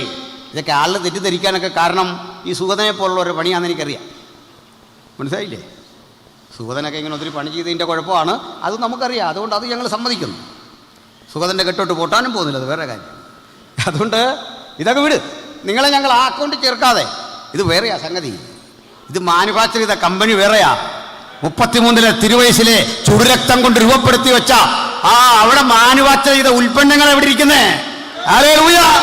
അതുകൊണ്ട് അവിടുത്തെ പുനരാഗമനം വരെ ആ കൃപകൾ സന്നിവേശിപ്പിക്കുന്ന ഒരു സമൂഹമാണ് യേശുവിൻ്റെ അനുഗാമികൾ. Price the Lord. അപ്പോഴേ നിത്യത ചെല്ലുന്നത് വരെ ഇത് വേണമെന്നോ? എന്താ കാരണം? പറയാം. ഈ നിത്യത ചെന്ന് കഴിഞ്ഞാൽ പിന്നെ നമുക്ക് രോഗശാന്തി വേണ്ട. വേണോ? സ്വർഗത്തിൽ ചെന്ന് കഴിഞ്ഞാൽ രോഗശാന്തി? സ്വർഗത്തിൽ നിൽക്കുമ്പോൾ ഒരുത്തം വന്നിട്ട് പറയാം, നടുവിനെ ഒരു കെട്ടുണ്ട്, ഇപ്പോൾ കർത്താവ് കെട്ടഴിക്കാൻ പോവാണേ, റൈറ്റിനോ ഇങ്ങോട്ടൊന്ന് മാറിയുന്നേ. ഈ ട്രിക്കൊക്കെ നമ്മൾ കണ്ടതാ. ഇങ്ങോട്ടൊന്ന് മാറിയുന്നേ, ഒന്ന് ചാടിക്ക്. മനസ്സിലായില്ലേ? ഞങ്ങളുടെ ഒരു ദേവാസൻ ഈ തിരുവല്ലയിലുണ്ടാകും, ജോൺസൺ കണ്ണൂരിനറിയാം, 2 പേർക്കും അറിയാം. അപ്പോൾ ഇദ്ദേഹം എന്നോട് വിളിച്ചു ചോദിച്ചു, എൻ്റെ മോനെ എന്നോട് വലിയൊരു ചതി ആ സുഗതൻ ചെയ്തെന്ന് പറഞ്ഞു. എന്നാന്ന് ചോദിച്ചു. ഞാൻ ഈ 2 കമ്പുമൊക്കെ ആയിട്ട് പോയതാ. അപ്പോൾ ഇതെൻ്റെ ഞാൻ ആ വോയിസ് ക്ലിപ്പ് ഇട്ടിട്ടുണ്ട്. ഇവൻ ഈ 2 കാലും വയ്യാത്ത മനുഷ്യനെ വിളിച്ച് നിർത്തിയിട്ട് പ്രാർത്ഥിച്ചിട്ട് ഈ വടി ഒരു തേറ്. മനസ്സിലായോ? വടി ഒരു തേറ്. ആളിനെ അറിയോ? അപ്പോൾ ബാബു തലവടി എന്നാണ് ദിവാസൻ്റെ പേര്. ഞാൻ വീഡിയോ ഇട്ടങ്ങനെ പറയാം. വടി പോയ ദിവാസൻ്റെ പേര്. അദ്ദേഹം ഇങ്ങനെ നിൽക്കുക, എണ്ണീക്ക് കിടക്ക നിൽക്കെന്നൊക്കെ പറഞ്ഞു. അവസാനം വടിയുമില്ല, സൗഖ്യമില്ല. വടി 2 എടുത്ത് ദൂരെ എറിഞ്ഞു. 3-4 പറമ്പ് അപ്പുറത്ത് ഇവൻ കാറേ കയറി സ്ഥലം വിട്ടു. അതേപോലെ എൻ്റെ ദിവാസനെ ഞാൻ വിഷമിച്ച് പോയിട്ട് കൊച്ചി എടുക്കണേ വിളിച്ചു പറഞ്ഞു, കുഞ്ഞെ അപ്പച്ചൻ്റെ വടി 2 പറമ്പ് അപ്പുറത്ത് കിടപ്പുണ്ട്, ഇനി എടുത്തോളൂ ആ. അദ്ദേഹം കരഞ്ഞോണ്ടാണ് പറഞ്ഞത്. ഞാൻ ആ വോയിസ് ക്ലിപ്പ് ഇട്ടിട്ടുണ്ട്. ഒരു എന്നെ ഈ സുഗതൻ എൻ്റെ മുമ്പിൽ ഇങ്ങനെ വന്നിരുന്ന് തന്ന് ഒരു പ്രസംഗവേദി. ഞാൻ പറഞ്ഞു, നീ ആ വടിയുടെ കാശെങ്കിലും ആ പാവം മനുഷ്യന് കൊടുക്കണം. മനസ്സിലായില്ലേ? ഇങ്ങനെ ഇരിക്കുക. വീഡിയോ നിങ്ങൾ കണ്ടുണ്ടോ? ഷമീർ കൊല്ലോ ഞാനും ഒക്കെ ഉണ്ടോ, ജോബി ടി അലക്സും ഒക്കെ ഉണ്ട്. ആ വടിയുടെ പണമെങ്കിലും ആ പാവം മനുഷ്യന് കൊടുക്കണം. നീ സൗഖ്യമൊന്നും കൊടുത്തില്ലെങ്കിലും കുഴപ്പമില്ല, പോട്ടെ. ഇതിനെ ഈ പറഞ്ഞ ഇത്തരം നമ്പറുകൾ കണ്ടാണ് ആളുകൾ ഇതിനോടൊക്കെ അതൃപ്തി തുടങ്ങി. ഞങ്ങളുടെ വിലയും നിലയും പദവിയൊക്കെ കളഞ്ഞാരാ ഈ ടൈപ്പ് ചില ഇനങ്ങൾ വന്നെന്നു. മനസ്സിലായില്ലേ? അപ്പോൾ ഏതായാലും ഞാനതിലേക്ക് നീട്ടണില്ല. നിത്യതയിൽ ചെന്നാൽ നമുക്ക് പിന്നെ രോഗശാന്തി വേണ്ട ഉദ്യോഗസ്ഥന്മാരെ. എന്താ കാരണം? രോഗം അവിടെ ഇല്ല. ഇവിടെ എന്തിനാ വേണ്ടത്? ഇവിടെ വേണ്ടതേ രോഗമുള്ളിടത്ത് രോഗശാന്തി വേണം. അപ്പോഴും ദൈവത്തിൻ്റെ രോഗശാന്തി വിശ്വാസത്താൽ അനുഭവിക്കുന്ന ആയിരക്കണക്കിന് ദൈവമക്കൾ ഇന്ന് രാത്രി ഇവിടെ ഉണ്ട്. Hallelujah, praise the Lord. ഇവിടെ ഇരിപ്പുണ്ട്. ഞാൻ പറഞ്ഞുതരാം. മരണത്തെ മുഖാമുഖം കണ്ടിട്ട് അത്ഭുതകരമായി രക്ഷപ്പെട്ട, മരണത്തെ ഫേസ് ടു ഫേസ് അഭിമുഖീകരിച്ചിട്ട് കൃത്യമായി രക്ഷപ്പെട്ട് ആ ഉറപ്പുള്ളവർ, അനുഭവമുള്ളവരെന്ന് കൈപൊക്കി. അനുഭവമുള്ളവർ മരണത്തെ കണ്ടിട്ട് അത്ഭുതകരമായി. ഇത് ഞങ്ങളുടെ ജീനോ കൈപൊക്കി. കറക്റ്റാണ്. എന്തായിരുന്നു ഒരു 5-8 മാസം മുമ്പ് തല മുഴുവൻ പൊഴിഞ്ഞ്, കണ്ണുകൾ കുഴിഞ്ഞ്, വല്ലാത്തൊരവസ്ഥയിൽ വലിയ ഭയത്തിലേക്ക് കടന്നുപോയി. പക്ഷെ കർത്താവ് തൊട്ട് സൗഖ്യമാക്കി. ആ മനുഷ്യനാണ് എനിക്ക് വീട് പണിതേ. ആ കൊടും ചൂടത്തിരുന്ന് ഈ പണി ചെയ്യുമ്പോൾ ഒരാശങ്കയും കൂടാതെ ശരീരത്തെ സൂക്ഷിച്ച മഹാദൈവം ഇന്നും ജീവിക്കുന്നു. ഒരു ജിനോല്ല, ഇനിയുമുണ്ട് നിരവധി പേർ. എൻ്റെ സഭയിലൊരു പിതാവുണ്ട്. ഈ പ്രസ്ഥാനം രൂപപ്പെടുമ്പോൾ മരണാസന്നനായി കിടക്കുകയാണ് മെഡിക്കൽ കോളേജിൽ. ഇന്നും ആരോഗ്യത്തോടെ വീര്യത്തോടെ ഇവിടെ ഇരിപ്പുണ്ട്, ഇവിടെ ഈ സ്ഥലത്തിരിപ്പുണ്ട്. പ്രൈസലോ. ഒന്നും രണ്ടും പേരല്ല, നിരവധി നിരവധി ആളുകൾ വിശ്വാസത്താൽ ഈ ദൈവകൃപയെ ആസ്വദിക്കുന്നുണ്ട്. എന്നാൽ സ്വർഗത്തിൽ ചെല്ലുമ്പോൾ ഇത് വേണ്ടാത്തത്, രോഗമില്ലാത്തൊരു ശരീരത്തിലാണ് നമ്മൾ ഉയർക്കുന്നത്. അതുകൊണ്ടാണ് നിത്യത ചെല്ലുമ്പോൾ നമ്മളിങ്ങനെ നിൽക്കുമ്പോൾ ഒരാൾ വന്നിട്ട് പറയാ, മകനെ ഇന്ന് രാത്രി എൻ്റെ ആലോചന നിന്നോട് അറിയിക്കട്ടെ, പോടാന്ന് പറഞ്ഞു. ഇവിടെ അതിൻ്റെ ആവശ്യമില്ലെന്ന്. കാരണം നമ്മളിപ്പോൾ ഇവിടെ എത്തി. പ്രവചനങ്ങളുടെ പൊരുളായവനെ, വെളിപ്പാടിൻ്റെ സാക്ഷാത്കാരമായവനെ ഇങ്ങനെ കൺമുമ്പിൽ കണ്ടപ്പോൾ പൂർണ്ണമായത് ഞാൻ അനുഭവിച്ചുകൊണ്ടിരിക്കുക, അംശമായത് എന്നിൽ നിന്ന് നീങ്ങിപ്പോയിരിക്കുക, പൂർണ്ണതയിലൊക്കെ എത്തിയിരിക്കുക. ആ അനുഭവത്തിൻ്റെ തുടക്കത്തിൽ നമ്മളിങ്ങനെ കർത്താവിനെ കണ്ട് കണ്ട് കണ്ട് ഇങ്ങനെ ആസ്വദിച്ചു കൂടെ നടക്കുക, നിത്യത. യോഹന്നാനോട് പറഞ്ഞു, വാ. യോഹന്നാൻ ഇതെല്ലാം കണ്ടും കേട്ടുമൊക്കെ പോകുന്ന വഴിക്ക് ഇടയ്ക്കിടയ്ക്ക് കരയുന്നുണ്ട്. ഞാൻ ഏറ്റവും കരഞ്ഞു. ആദ്യത്തെ കരച്ചിൽ കണ്ടപ്പോൾ മൂപ്പന്മാരിലൊരുത്തൻ എന്നോട് വന്നിട്ട് പറഞ്ഞു, കരയരുത്. ഈ കരയരുതെന്ന് നമുക്കെല്ലാം പറയാൻ എളുപ്പമാണ്. സ്വന്തം അനുഭവം വരുമ്പോഴാണ് മനസ്സിലാക്കുന്ന കരയണോ വേണ്ട എന്നല്ലേ. ആരെങ്കിലും മനുഷ്യൻ മുൻകൂട്ടി തീരുമാനിച്ചിട്ടാണ് കരയുന്നത്. ഒരു 10 മിനിറ്റ് കരയണമല്ലോ വൈകിട്ട്, അങ്ങനെയാണോ? ഒരാളായാലും ഒന്ന് കരഞ്ഞിട്ട് 10 മിനിറ്റ് ഒന്ന് കരയാം. അങ്ങനെ അല്ലെന്നേ, അങ്ങനെ കരയാനൊന്നും പറ്റിയില്ല. സാന്ദർഭികമാണത്. ചില പ്രചോദനങ്ങളാണ് അതിൻ്റെ അടിസ്ഥാനം. യോഹന്നാൻ കരഞ്ഞു. കരയരുത്. കാരണം കരച്ചിലില്ലാത്ത, ദുഃഖമില്ലാത്ത ഒരു ലോകത്തിലേക്ക് നമ്മൾ പറിച്ചു നട്ടു. ചെറിയൊരു ആശ്വാസം പ്രതീക്ഷിച്ച് ചെന്നൊരു സ്ഥലം കേട്ടോ. യോഹന്നാന് വലിയ സന്തോഷം. സഹപ്രവർത്തകരെല്ലാം കണ്ടു. അത് തന്നെ വലിയ സന്തോഷം അല്ലേ? വേണ്ടപ്പെട്ടവരെല്ലാം കണ്ടു. എന്തൊരാനന്ദമാണ് നിത്യതയിൽ ചെല്ലുമ്പോൾ. മൺമറഞ്ഞു പോയ കോടാനുകോടി വിശുദ്ധന്മാരെ ആരും പരിചയപ്പെടുത്താതെ നമുക്കന്ന് തിരിച്ചറിയാവുന്നു. ഹല്ലേലൂയ. പൗലോസിനെ കണ്ട ഇത് പൗലോസാണെന്ന് ഒരാൾ പരിചയപ്പെടുത്തണ്ട. നമ്മൾ ചിരകാല പരിതരെ പോലെ വിളിക്കും, ഓ പൗലോസ്, ഓടിച്ചെല്ലും. അദ്ദേഹം നമ്മളെയും കെട്ടിപ്പുണരും. എന്താ കാരണം എന്നറിയണ്ടേ? നിത്യതയുടെ അറിവിൻ്റെ കനം അതാണ്. അത് ഗ്രഹിച്ചിട്ടാ പറഞ്ഞേ, ഓ നിത്യതയുടെ അറിവിൻ്റെ കനം, അതിൻ്റെ ആഴം, അതിൻ്റെ വീതി, അതിൻ്റെ പരപ്പ്, അതെത്രമാത്രം ആർക്കും വർണ്ണിച്ചുകൂടാത്ത നിത്യതയുടെ അറിവതാണ്. ആ വലിയ ജ്ഞാനത്തിലേക്കാണ് തൻ്റെ മക്കളെ ദൈവം പറിച്ചു നടാൻ പോകുന്നത്. ആ കാലം സമാഗതമായി നിൽക്കുകയാണ്. അങ്ങനെ നമ്മെക്കൊണ്ട് പുനർവിന്യസിച്ചിരിക്കുന്ന ആ ലോകത്തെ അനവധി കാഴ്ചകൾ അതെല്ലാം കണ്ടു. ആ കാഴ്ചകൾ കണ്ട് കണ്ട് പുസ്തകം അവസാനിക്കുന്നിടത്തേക്ക് യോഹന്നാൻ ചെല്ലുമ്പോൾ ഒരു പുതിയ നാഗരികത കണ്ടു. 22:1 മുതൽ ഒന്ന് വായിച്ചാട്ടെ. വീഥിയുടെ നടുവിൽ ദൈവത്തിന്റെയും കുഞ്ഞാടിന്റെയും സിംഹാസനത്തിൽ നിന്ന് പുറപ്പെടുന്നതായി പളുങ്കുപോലെ ശുഭ്രമായ ജീവജല നദിയും അവൻ എന്നെ കാണിച്ചു. പളുങ്ക് പോലെ മനോഹാരിതയുള്ള ഒരു ജീവജല നദി അവൻ എനിക്ക് കാണിച്ചു തന്നു. ലോകത്ത് ഈ ഒരു നദി മറ്റെങ്ങുമില്ല. ലോകത്തനവധി വെള്ളമുണ്ട്. വെള്ളത്തിന് മനുഷ്യന് ഓരോ പേരിടും. നമ്മുടെ നാട്ടിൽ പണ്ടൊരു സോപ്പുണ്ടായിരുന്നു. ആ സോപ്പിൻ്റെ പരസ്യം ഗംഗാജലത്തിലുണ്ടാക്കിയതാണ്. ഈ ഗംഗാജലം നേരിട്ട് കണ്ടവനാ ഞാൻ. ആ ഗംഗാജലം കണ്ടാൽ പിന്നെ ഒരു സോപ്പ് ഇട്ട് കുളിക്കില്ല. ചീഞ്ഞഴുകിയ ശവശരീരങ്ങൾ, അത് കടിച്ചു പറിക്കുന്ന നായ്ക്കൾ, മനുഷ്യനിങ്ങനെ ജലസമാധി എന്ന പേരിൽ ഇങ്ങനെ ഒഴുകിപ്പോകുന്ന ശവശരീരങ്ങളെ ഒരു പറ്റം താടി നീട്ടി വളർത്തിയ ആളുകൾ ഓടിച്ചെന്ന് പറിച്ചെടുത്ത് മരിച്ചുപോയ മനുഷ്യൻ്റെ മാംസം കടിച്ചു തിന്നുന്ന കാഴ്ച കണ്ടിട്ട് ഓക്കാനം വന്നവനാ ഞാൻ. എന്നെ കുറ്റം പറഞ്ഞിട്ട് കാര്യമില്ല. ഞാൻ മനുഷ്യനായിപ്പോയി, അതുകൊണ്ടാണ് നിനക്കത് തോന്നാഞ്ഞതേ. നീ മനുഷ്യനായില്ല, അതുകൊണ്ടാണ്. മനസ്സിലായില്ലേ? സ്തോത്രം. മനുഷ്യനെ ഇങ്ങനെ കടിച്ചു തിന്നെയാണ്. അവിടുത്തെ ഒരു വ്രതമാണ്. ഇത് ഒഴുകുന്ന സംഗതിയാ ഈ നദി. ലോകത്തിലെ സകല നദി ഇതുപോലെ മാലിന്യം നിറഞ്ഞതാണ്. അപൂർവമായിട്ട് പാശ്ചാത്യ രാജ്യങ്ങളിലൊക്കെ മനുഷ്യൻ നദി വൃത്തിക്ക് സംരക്ഷിക്കാറുണ്ട്. അതൊരു സത്യമാണ്. എന്നാൽ ലോകത്തൊരു നദിക്കും ഔഷധദായകമായ ഒരു ഗുണവുമില്ല. ലോകത്തിൽ കിട്ടാവുന്ന മനോഹരമായൊരു വെള്ളമുണ്ട്. അത് ഗലീലക്കടലിലെ വെള്ളം. ആ വെള്ളത്തിൽ നിന്ന് നമ്മുടെ യോർദാൻ നദി പുറപ്പെടുന്നത്. മനോഹരമാണ് ആ ജലം. മിഡിൽ ഈസ്റ്റിലെ ഒരേ ഒരു ശുദ്ധജല തടാകം. 3.5 മൈൽ വീതി, 14 മൈൽ നീളം. പക്ഷെ ഈ വെള്ളം ഒഴുകിച്ചെന്ന് ഏറുന്ന എവിടാന്നറിയണ്ടേ? താഴെ ചാവുകടലിൽ, ലോകത്തിലെ ഏറ്റവും സാന്ദ്രത കൂടിയ ജലം, സകലവിധ ഒരു ജീവജാലങ്ങൾക്കും വസിക്കാൻ കഴിയാത്ത ഡെഡ് സീ. ഏതെങ്കിലും ഒരു മത്സ്യം അതിലേക്ക് ചാടിയാൽ ആ മത്സ്യം ഈ വെള്ളം അതിനെ കരക്കടിച്ച് പുറത്തു കളയും. ആ മത്സ്യത്തെ ഭക്ഷിക്കാൻ ഉറുമ്പ് പോലും അടുത്തു വരില്ല, അത്ര ഉപ്പുരസം. ദൈവജനം പറയാ. പക്ഷെ ഇതിൻ്റെ തീരത്തെ ഏൻ ഗതി മുതൽ ഏൻ എഗ്ലയും വരെ ഒരു ദിവസം മീൻപിടുത്തം നടക്കുമെന്ന് നിത്യതയുടെ ആ സംവിധാനമെല്ലാം ദൈവം പുനഃസ്ഥാപിക്കുമ്പോൾ നാടിന്റെ സ്ഥിതി മാറും, നഗരത്തിന്റെ സ്ഥിതി മാറും. സമഗ്രമായൊരു പരിഷ്കരണത്തിന് ഈ ലോകം വേദിയാകും. സമയ ദൗർലഭ്യം കൊണ്ട് എനിക്ക് ആ വഴി പോകാൻ കഴിയുന്നില്ല. ഒന്ന് പറഞ്ഞ് ബോധ്യപ്പെടുത്തട്ടെ.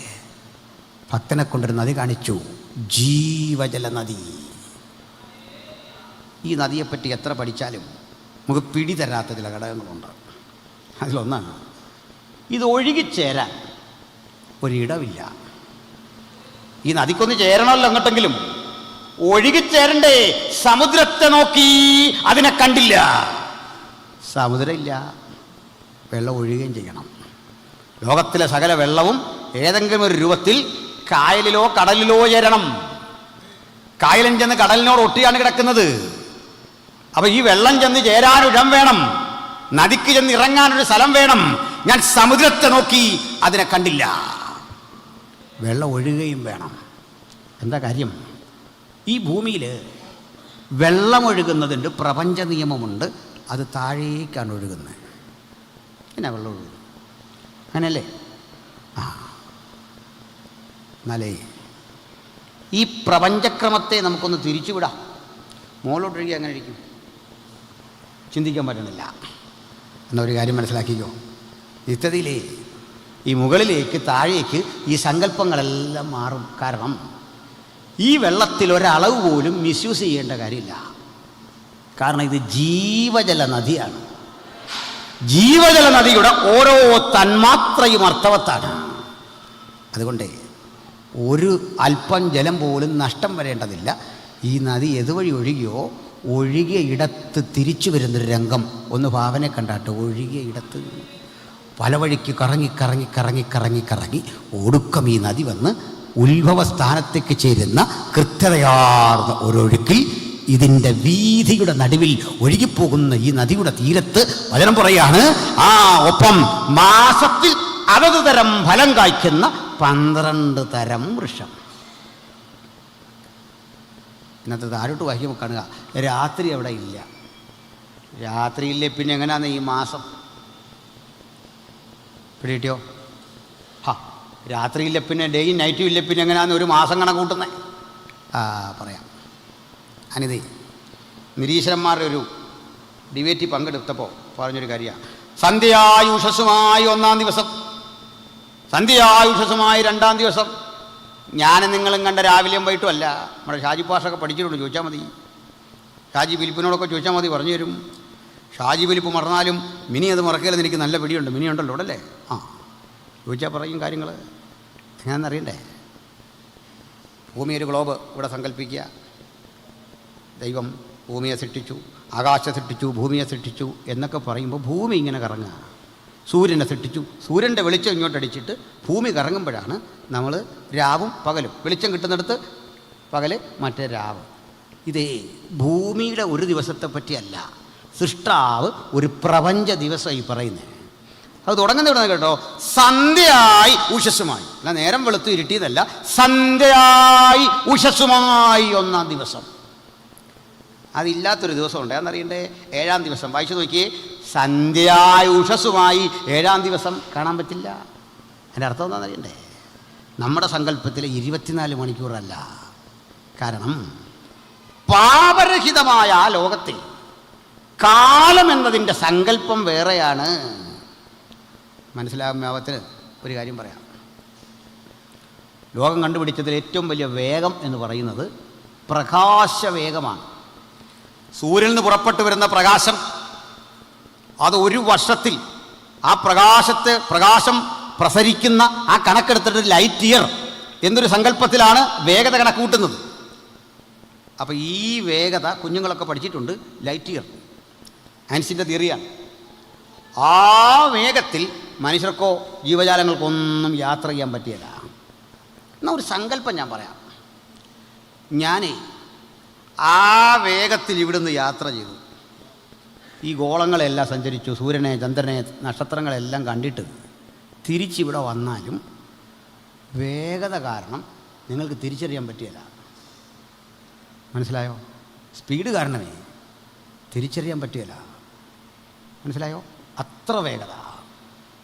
അപ്പം കണ്ണ് ഇമയ്ക്കുന്നതിനിടയിൽ രൂപാന്തരപ്പെട്ട വല്ലവരും കണ്ടുപിടിക്കുമെന്ന് ആലോചിച്ച് നോക്കി, ആരും കാണുകയില്ല. മനസ്സിലായില്ലേ? വേഗത. ഇനിയുണ്ട് ഈ വേഗത, സമയം എന്നൊക്കെ പറയുന്നത് ആവേശിക. അവിടെ പറയാം, ഈ പ്രകാശവേഗത്തിൽ നമുക്ക് യാത്ര ചെയ്യാമെന്നങ്ങ് സങ്കല്പിക്കുക. ഭൂമിയുടെ ഏറ്റവും അടുത്ത ഒരു നക്ഷത്രത്തിന് 33 പ്രകാശവർഷം അകലെയാണ്. ആ സ്ഥലം വരെ നമ്മൾ യാത്ര ചെയ്യുന്നു സങ്കല്പിക്കുക. 33 പ്രകാശവർഷം വരെ ഭൂമിയിൽ ഒരു വർഷം വെച്ച് കണക്ക് കൂട്ടിയാൽ അങ്ങോട്ട് 33 വർഷം വേണം, ഇങ്ങോട്ട് 33 വർഷം. ആകെ എത്രയായി? 66. നമ്മുടെ സജി പാസ്റ്റർ ഇന്ന് അതിൻ്റെ പേരൊക്കെ മാറ്റിയിട്ടു, സജി മുർമു എന്നാക്കിയെന്ന്. കാരണം ആ ബീഹാറിൽ നിന്ന് വന്നവരോടുള്ള അദ്ദേഹത്തിൻ്റെ താല്പര്യം കൊണ്ട് അവരോട് ആ പക്ഷം ചേരുന്ന കണ്ട് ബീഹാറിൽ നിന്ന് വന്ന സഹോദരൻ്റെ പേര് തല്ലു മുർമു എന്നായിരുന്നു. അപ്പം ഞങ്ങളെല്ലാം കൂടെ തീരുമാനിച്ചു, ഇവർ കെട്ടിപ്പിടിച്ചൊക്കെ നിൽക്കുന്ന കണ്ടപ്പോൾ സജി മോൻ എന്നുള്ളൊരു പേര് ഞങ്ങളങ്ങ് മാറ്റി, സജി മുർമു എന്നങ്ങാക്കി. അപ്പോൾ ഈ സജി പാസ്റ്റർ ഒരു വേഗത്തിൽ ഈ നക്ഷത്രത്തിൽ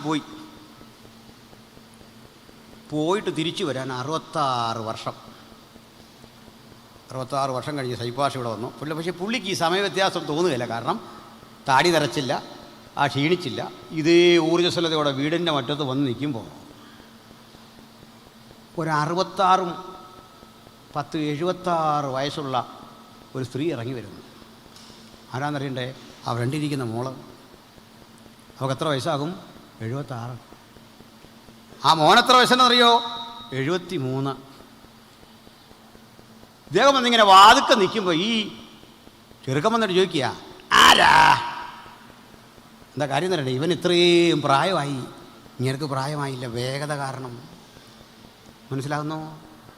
ഓരോ സ്ഥലത്ത് സങ്കല്പം വേറെയാണെന്ന് പറയാൻ ഈ പറഞ്ഞ രാത്രി അവിടെ ഇല്ലല്ലോ എന്ന് പറഞ്ഞാലേ കണക്ക് വേറെയാണെന്ന നിത്യതയിലെ കണക്ക്. അതിന് മാസത്തിൽ അതത് തരം ഫലം എന്നൊക്കെ പറയുന്നത് നിത്യതയിലെ കണക്കാ. ഒരു പുതിയ കലണ്ടർ, ഒരു പുതിയ മാസവ്യവസ്ഥ, ഒരു പുതിയ രീതി, അതാണ് നിത്യതയുടെ പുതുമ. ആ പുതുമ അങ്ങോട്ട് വിശദീകരിച്ചിട്ട് ആ മഹാനഗരത്തെക്കുറിച്ച് പറയുക. ആ മഹാനഗരത്തിൽ നിലനിൽക്കുന്ന ആ വൃക്ഷത്തിൻ്റെ ഇലകളെപ്പറ്റി പറയുക.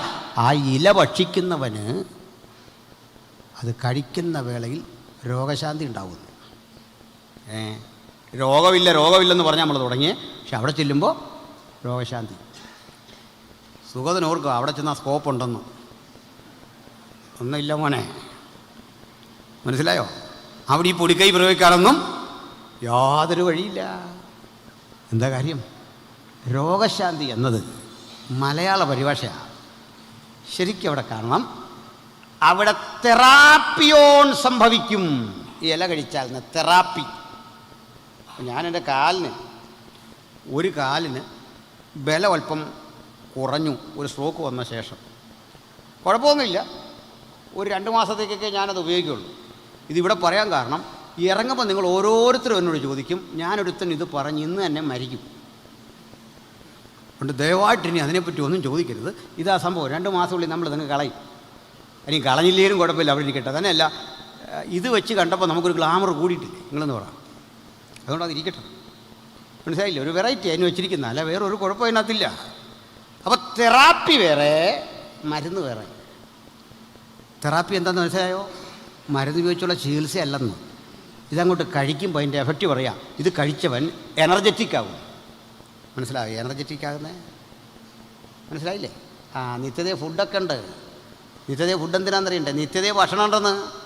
ഭക്ഷണം എന്തിനാ നിത്യതയെ? ഞാൻ ഇവിടെ അല്ലേ ഇന്നലെ ഒരിടത്ത് പറഞ്ഞായിരുന്നു, നിത്യതയെ കർത്തൃമേശ ഉണ്ടറിയോ? TPN അംബാഷക്ക് വലിയ സന്തോഷം. പക്ഷേ നിത്യതയെ കർത്തൃമേശയുണ്ട്. നമ്മുടെ സ്ഥിരം കർത്തൃമേശയുടെ സ്പെഷ്യൽ ആളാണ്, അതുകൊണ്ട് പറഞ്ഞാണ്. നിത്യതയിൽ കർത്തൃമേശയുണ്ട്. സംശയമുണ്ടോ? എന്താ തെളിവ്? കർത്താവ് പറയാ, എൻ്റെ പിതാവിൻ്റെ രാജ്യത്തിൽ നിന്നല്ലാതെ ഇനി മുന്തിരിവള്ളിയുടെ അടിഭവത്തിൽ ഞാൻ കുടിക്കില്ലെന്ന് കള്ളം പറഞ്ഞാണോ? വന്ന് നോക്കണം, അറിയാം അവിടെ ഉണ്ടോ പരിപാടി ഇന്ന്. എന്തിനാ നിത്യതയെ കർത്തൃമേശ എന്ന് അറിയണോ? അറിയാം. എന്താ കർത്തൃമേശയുടെ ലക്ഷ്യം? മരണത്തെ പ്രസ്താവിക്കാൻ. അവിടെ ചെല്ലുമ്പോഴും നമുക്ക് ഓർക്കാണ്ടൊരു പ്രമേയമുണ്ട്, നീ അറുക്കപ്പെട്ടു. ഹല്ലേലൂയ. നിന്റെ രക്തം കൊണ്ട് സകല ഗോത്രത്തിലും ജാതിയിലും ഭാഷയുമുള്ള ഞങ്ങളെ ദൈവത്തിനായി വിലയ്ക്ക് വാങ്ങി. അവനെ ഓർക്കാൻ ഈ കർത്തൃമേശ അവിടെ കൊണ്ട് പോകത്തില്ല. അതാ ദൈവം സ്ഥാപിച്ചത്. ഇത് പറഞ്ഞപ്പോഴാണ് ഓർക്കുന്നേ. ഇത് പല ആവർത്തി പറയുമ്പോൾ തെറ്റിദ്ധരിക്കല്ലേ. ഒരു സഹോദരൻ, നമ്മുടെ സുഗതൻ്റെ തന്നെ കാര്യം കേട്ടോ, ഓർക്കരുത്, 3-4 തവണ പറഞ്ഞുകൊണ്ടൊന്നും ഓർക്കല്ലേ. ഇത് പ്രമേയം അതായത് പറഞ്ഞു പോന്ന പുള്ളി ഒരു ദിവസം പണി ചെയ്തു. ഒരു ബെർമുടയൊക്കെ ഇട്ട് ഈ അപ്പവീഞ്ഞ് സകല ആൾക്കും കൊടുത്ത വഴിക്ക് തമ്പാനൂർ സ്റ്റാൻഡിൻ്റെ സൈഡിൽ നിന്നവർക്കെല്ലാം കൊണ്ട് കൊടുത്തു. പ്രസാദമായിട്ട് ചോദിച്ചാൽ മതി, അല്ല നമ്മുടെ ബ്രദറിനോട് ചോദിച്ചാൽ അറിയാം. ഇതവിടെ നിന്നവർക്കെല്ലാം കൊടുത്തു. വഴി കണ്ടവർക്കല്ല, ആരെയും നമ്മൾ വിവേചിക്കേണ്ട, സകലതും കൊടുക്കാം. ഞാൻ 2 ദിവസം കഴിഞ്ഞ് തിരുവനന്തപുരത്ത് എന്നോട് കുറേ പേര് ചോദിച്ചു, പാസ്റ്ററേ ഇങ്ങനെയൊക്കെ ഒരു സംഭവം ഇവിടെ നടന്നു, ഈ അപ്പവീഞ്ഞ് രക്ഷിക്കപ്പെടാത്തവർക്കോ സ്നാനപ്പെടാത്തവർക്കോ കൊണ്ടു കൊടുത്ത് ശരിയാണോ? ഞാൻ പറഞ്ഞു അതിലൊരു തെറ്റില്ല. എന്ത് തെറ്റ്? അത് സകലർക്കും കൊടുക്കണം. അതിനത്തെ ഭാഷ അങ്ങനെ പറയുന്നത്. ഞാൻ പറഞ്ഞത് അവൻ്റെ കയ്യിലെ കാശ് കൊടുത്ത് റൊട്ടിയും മണ്ണുമൊക്കെ മേടിച്ച് മനുഷ്യർക്ക് കൊടുത്തിനിപ്പം ഞാൻ വേണ്ടെന്ന് പറയാൻ നോക്കുമോ? അവൻ കന്നാലിക്കൂടെ കൊടുക്കട്ടെ. ഈ എന്നോട് സംസാരിച്ച ആൾ കരഞ്ഞുകൊണ്ട് പറയാ, പക്ഷേ അവൻ ബെർമുട ഇട്ടുകൊണ്ടാണ് കൊടുത്തത്. ഞാൻ പറഞ്ഞ അവൻ അതേലും ചെയ്തല്ലോ. എന്താ ഈ പറഞ്ഞു വന്നത്? ചിലർക്ക് ഈ തിരുമേശയുടെ പൊരുളറിയില്ലെന്ന്, അതിൻ്റെ അർത്ഥം അറിയില്ലെന്ന്, അതിൻ്റെ ഉദ്ദേശശുദ്ധി അറിയില്ലെന്ന്. നിത്യതയിലും ദൈവപുത്രനെ ഓർക്കത്തക്ക വിധം എൻ്റെ പിതാവിൻ്റെ രാജ്യത്തിൽ നിന്ന് ഞാൻ ഇനി മുന്തിരിവള്ളിയുടെ അനുഭവത്തിൽ നിന്ന് കുടിക്കുമെന്ന് പറഞ്ഞവൻ അവിടെയും വെച്ചിട്ടുണ്ട് നമുക്കൊരു ഡിന്നർ. സ്തോത്രം. ഇനി ഒത്തിരി കഥകളുണ്ട്. ഇനി ഒന്നുകൂടെ ചോദിച്ചാലേ, ഈ ഒരു ചോദ്യം അങ്ങ് തുറന്നങ്ങ് ചോദിച്ചേക്കാം. ഈ ഡിന്നർ കഴിയുമ്പോൾ നമുക്ക് നന്നായിട്ട് വയറ് നിറഞ്ഞെങ്കിൽ ടോയ്ലറ്റ് ഉണ്ടോ എന്നൊരു ചോദ്യം. ഉത്തരം അങ്ങ് പറഞ്ഞേക്കാം ഇല്ല. എൻ്റെ കാരണം എന്താണെന്നറിയണ്ടേ? എന്താ ഈ വിസർജ്യ വ്യവസ്ഥയുടെ ലക്ഷ്യം എന്താ അറിയേ? ബോഡിക്ക് ആവശ്യമില്ലാത്ത കാര്യങ്ങൾ പുറന്തള്ളലാണത്. നമ്മൾ ഈ കഴിക്കുന്ന ഭക്ഷണത്തിൽ വൈറ്റമിനും ആവശ്യമായിട്ടുള്ള പ്രോട്ടീനും ഒക്കെ എടുത്തിട്ട് ബാക്കി ശരീരം കളഞ്ഞേക്കുക. ഇതാണ് ഞാൻ നിത്യയുടെ പുറത്ത് കേൾക്കണോ? അവിടെ കളയാനൊന്നുമില്ല, ഇതങ്ങ് ലയിച്ച് ചേരുക നമ്മോട്. നമ്മൾ പെർഫെക്റ്റ് മേനാകുക എന്ന്. ഹല്ലേലൂയ. മൺമയന്റെ പ്രതിമ ധരിച്ച പോലെ വിൺമയന്റെ പ്രതിമ ധരിക്കുമ്പോൾ സ്ഥിതിഗതികൾക്ക് പാടെ മാറ്റം വന്നിരിക്കുന്നു. അവിടുന്ന് കളയാനൊന്നുമില്ല, ഒരു മാലിന്യം അവിടെ ഇല്ല. മലിന വസ്തുക്കളുടെ സ്ഥലമല്ല, അത് വിശുദ്ധന്മാരുടെ സ്ഥലം.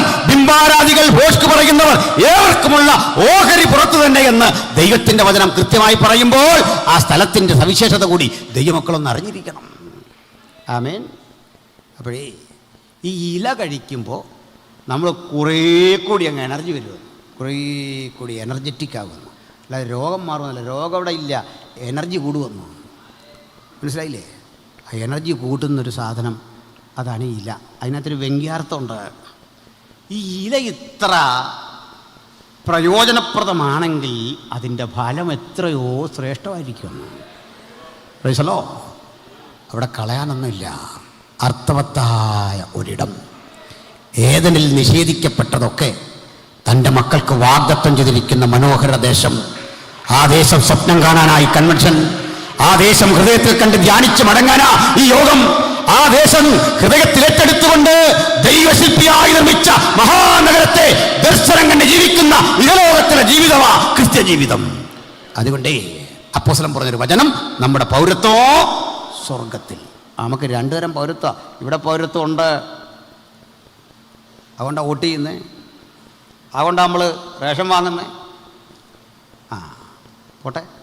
പക്ഷെ സ്വർഗീയ പൗരത്തിൻ്റെ പ്രത്യേകത എന്തെന്നറിയണ്ടേ? ഇവിടെ ജീവിക്കുമ്പോൾ തന്നെ നമ്മളൊരു വിളി കാത്തിങ്ങനെ കഴിയുക. ഒരു വിളി കാത്ത്. ഇവിടുത്തെ വസ്തുക്കളെല്ലാം താൽക്കാലികമാണ്. താൽക്കാലികം. പ്രൈസലോ.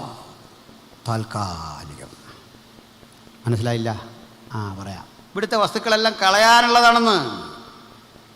ഇവിടെ ഇരിക്കുമ്പോൾ ഞങ്ങളുടെ ഷിനാജ് വാസ് മഹനീയം ഇവിടെ ഉണ്ട്. ഇവിടെ ലേവ്യൻ ഉണ്ടല്ലോ അല്ലേ? യഥാർത്ഥ പേര് ലേവ്യൻ എന്നാണ്. ഞാൻ ഷിനാജ് എന്നങ്ങ് വിളിക്കുന്നു. പോട്ടെ. എൻ്റെ മോള് ചെറിയ പ്രായത്തിൽ ഇതേ പേരുള്ളൊരു കൊച്ച് അടുത്ത വീട്ടിലുണ്ട്. ഇവർ 2 കിടന്ന് കളിക്കും. ഈ ഷിനാജ് ഇതിനൊരു സാക്ഷിയാണ്. ഈ കൂട്ടാനും കഞ്ഞിയൊക്കെ കളിക്കുന്ന പഴയ കളി. ഇപ്പോഴത്തെ പിള്ളേർ ഈ മൊബൈലിലാണ് കളിക്കുന്നത്. പണ്ട് ചിരട്ടയ്ക്കകത്ത് ഇതൊക്കെ വെച്ച് ഇങ്ങനെ കളിക്കുക. ഈ ബ്ലേഡിൽ തരിഞ്ഞും മണ്ണിൽ കളിച്ചുമൊക്കെ നിൽക്കുമ്പോൾ ഈ കുട്ടികൾക്കിട്ട് മാതാക്കൾ ചെന്ന് അടിയൊക്കെ കൊടുത്താൽ വഴക്കൊക്കെ പറഞ്ഞ് കയറ്റും. പക്ഷേ കുഞ്ഞുങ്ങൾ ഇവിടുന്ന് കളിച്ചോട്ടെ എന്ന് പറഞ്ഞാൽ ആണുങ്ങൾ പറയാം അവിടെ കളിച്ചോട്ടെ. കുഞ്ഞുങ്ങളെ ഈ ചോറുമൊക്കെ ഇങ്ങനെ മണ്ണ് വെച്ച് കളിച്ച് ഇങ്ങനെ ഉരുട്ടി കളിച്ച് കൈക്കുടൊക്കെ ഇത് ഒഴുകുമ്പോൾ നമ്മൾ കണ്ടാൽ ഏതാണ്ടൊരു അപാകത ഉണ്ടെങ്കിലും അവരിത് കളിയാണെന്ന് അവർക്ക് ചിന്തയില്ല.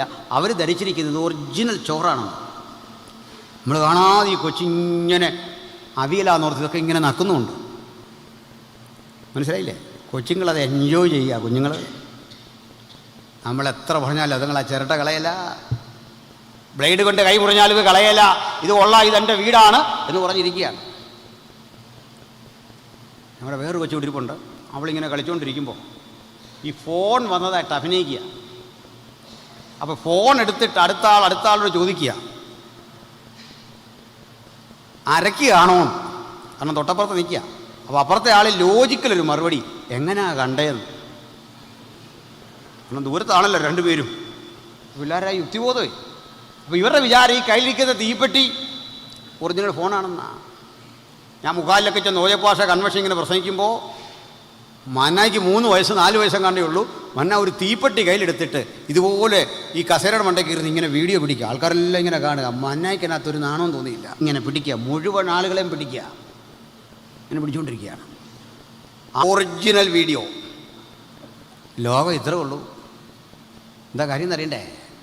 ഈ കുഞ്ഞെ ഇങ്ങനെ കളിച്ചുകൊണ്ടിരിക്കുമ്പോഴേ അകത്ത് ഒരു 12:30 മണിയൊക്കെ ആകുമ്പോഴേക്ക് ഫിഷ് ഫ്രൈ, ചിക്കൻ, നല്ല സാമ്പാർ, അവിയൽ, ഇതിൻ്റെയൊക്കെ ഗന്ധം ഇങ്ങോട്ട് അടിച്ചു വരുമ്പോൾ കുഞ്ഞിന് മനസ്സിലായി ഫുഡ് റെഡി.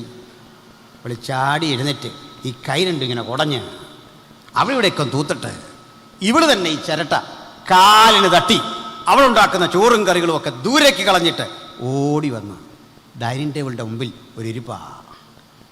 ഈ ഭൂമിയിലെ സകല അനുഗ്രഹവും ഇങ്ങനെ കാലിന് തട്ടിത്തെറിപ്പിച്ചിട്ട് പൊരുളായി ഒന്ന് വരുമ്പോൾ, റിയലായി ഒന്ന് വരുമ്പോൾ, അക്ഷരാർത്ഥമുള്ള ഒന്ന് വരുമ്പോൾ ഭക്തൻ കോടാനുകോടി കരുത്തന്മാരായി ദൈവമക്കൾ കുറുമ്പ്രാവുകളെ പോലെ ഇറങ്ങി ഇന്നിവിടെ പാർക്കുമ്പോൾ ശക്തരായി അതിനെ അതിജീവിച്ചുകൊണ്ട് നിത്യത മനോഹാരിത കരഗതമാക്കാൻ ഒരുവത്ത് നിൽക്കുന്ന ഒരു സുദിനം നമ്മുടെ മുമ്പിൽ വരുന്നു. ഹല്ലേലൂയ. ആ നിത്യത കൂടാതെ ഒരാളെങ്കിലും ഈ രാത്രി തിരുവചന ശബ്ദം കേൾക്കുന്നെങ്കിൽ ഇപ്പോഴാകുന്ന സുപ്രസാദകാലം, ഇപ്പോഴാകുന്ന രക്ഷാദിവസം. ഈ മഹത്തര രക്ഷ കരഗതമാക്കുന്നവർക്ക് തുറക്കപ്പെട്ട സ്വർഗം എന്ന യാഥാർത്ഥ്യം നമ്മുടെ കൺമുമ്പിൽ കിടക്കുന്നു. ആ നിത്യത കരഗതമാക്കാൻ സ്വർഗം നൽകുന്ന ആഹ്വാനത്തിൽ സുശക്തമായൊരാശയമുണ്ട്. 1 മിനിറ്റ് കൂടി അത് പറഞ്ഞ് ഞാൻ അവസാനിപ്പിക്കാം. സഹോദരേ, ഈ ഇവിടെ നമ്മുടെ അജിപുത്തൂരും പ്രസാദ് ഭാഷമൊക്കെ നല്ല ഒന്നാന്തരം പാട്ടുകളാണ് പാടി, അംശമൊന്നുമില്ല. എന്നാൽ സണ്ണി സാറേ ഒരു കാര്യം പറയാതിരിക്കാൻ തരയില്ല.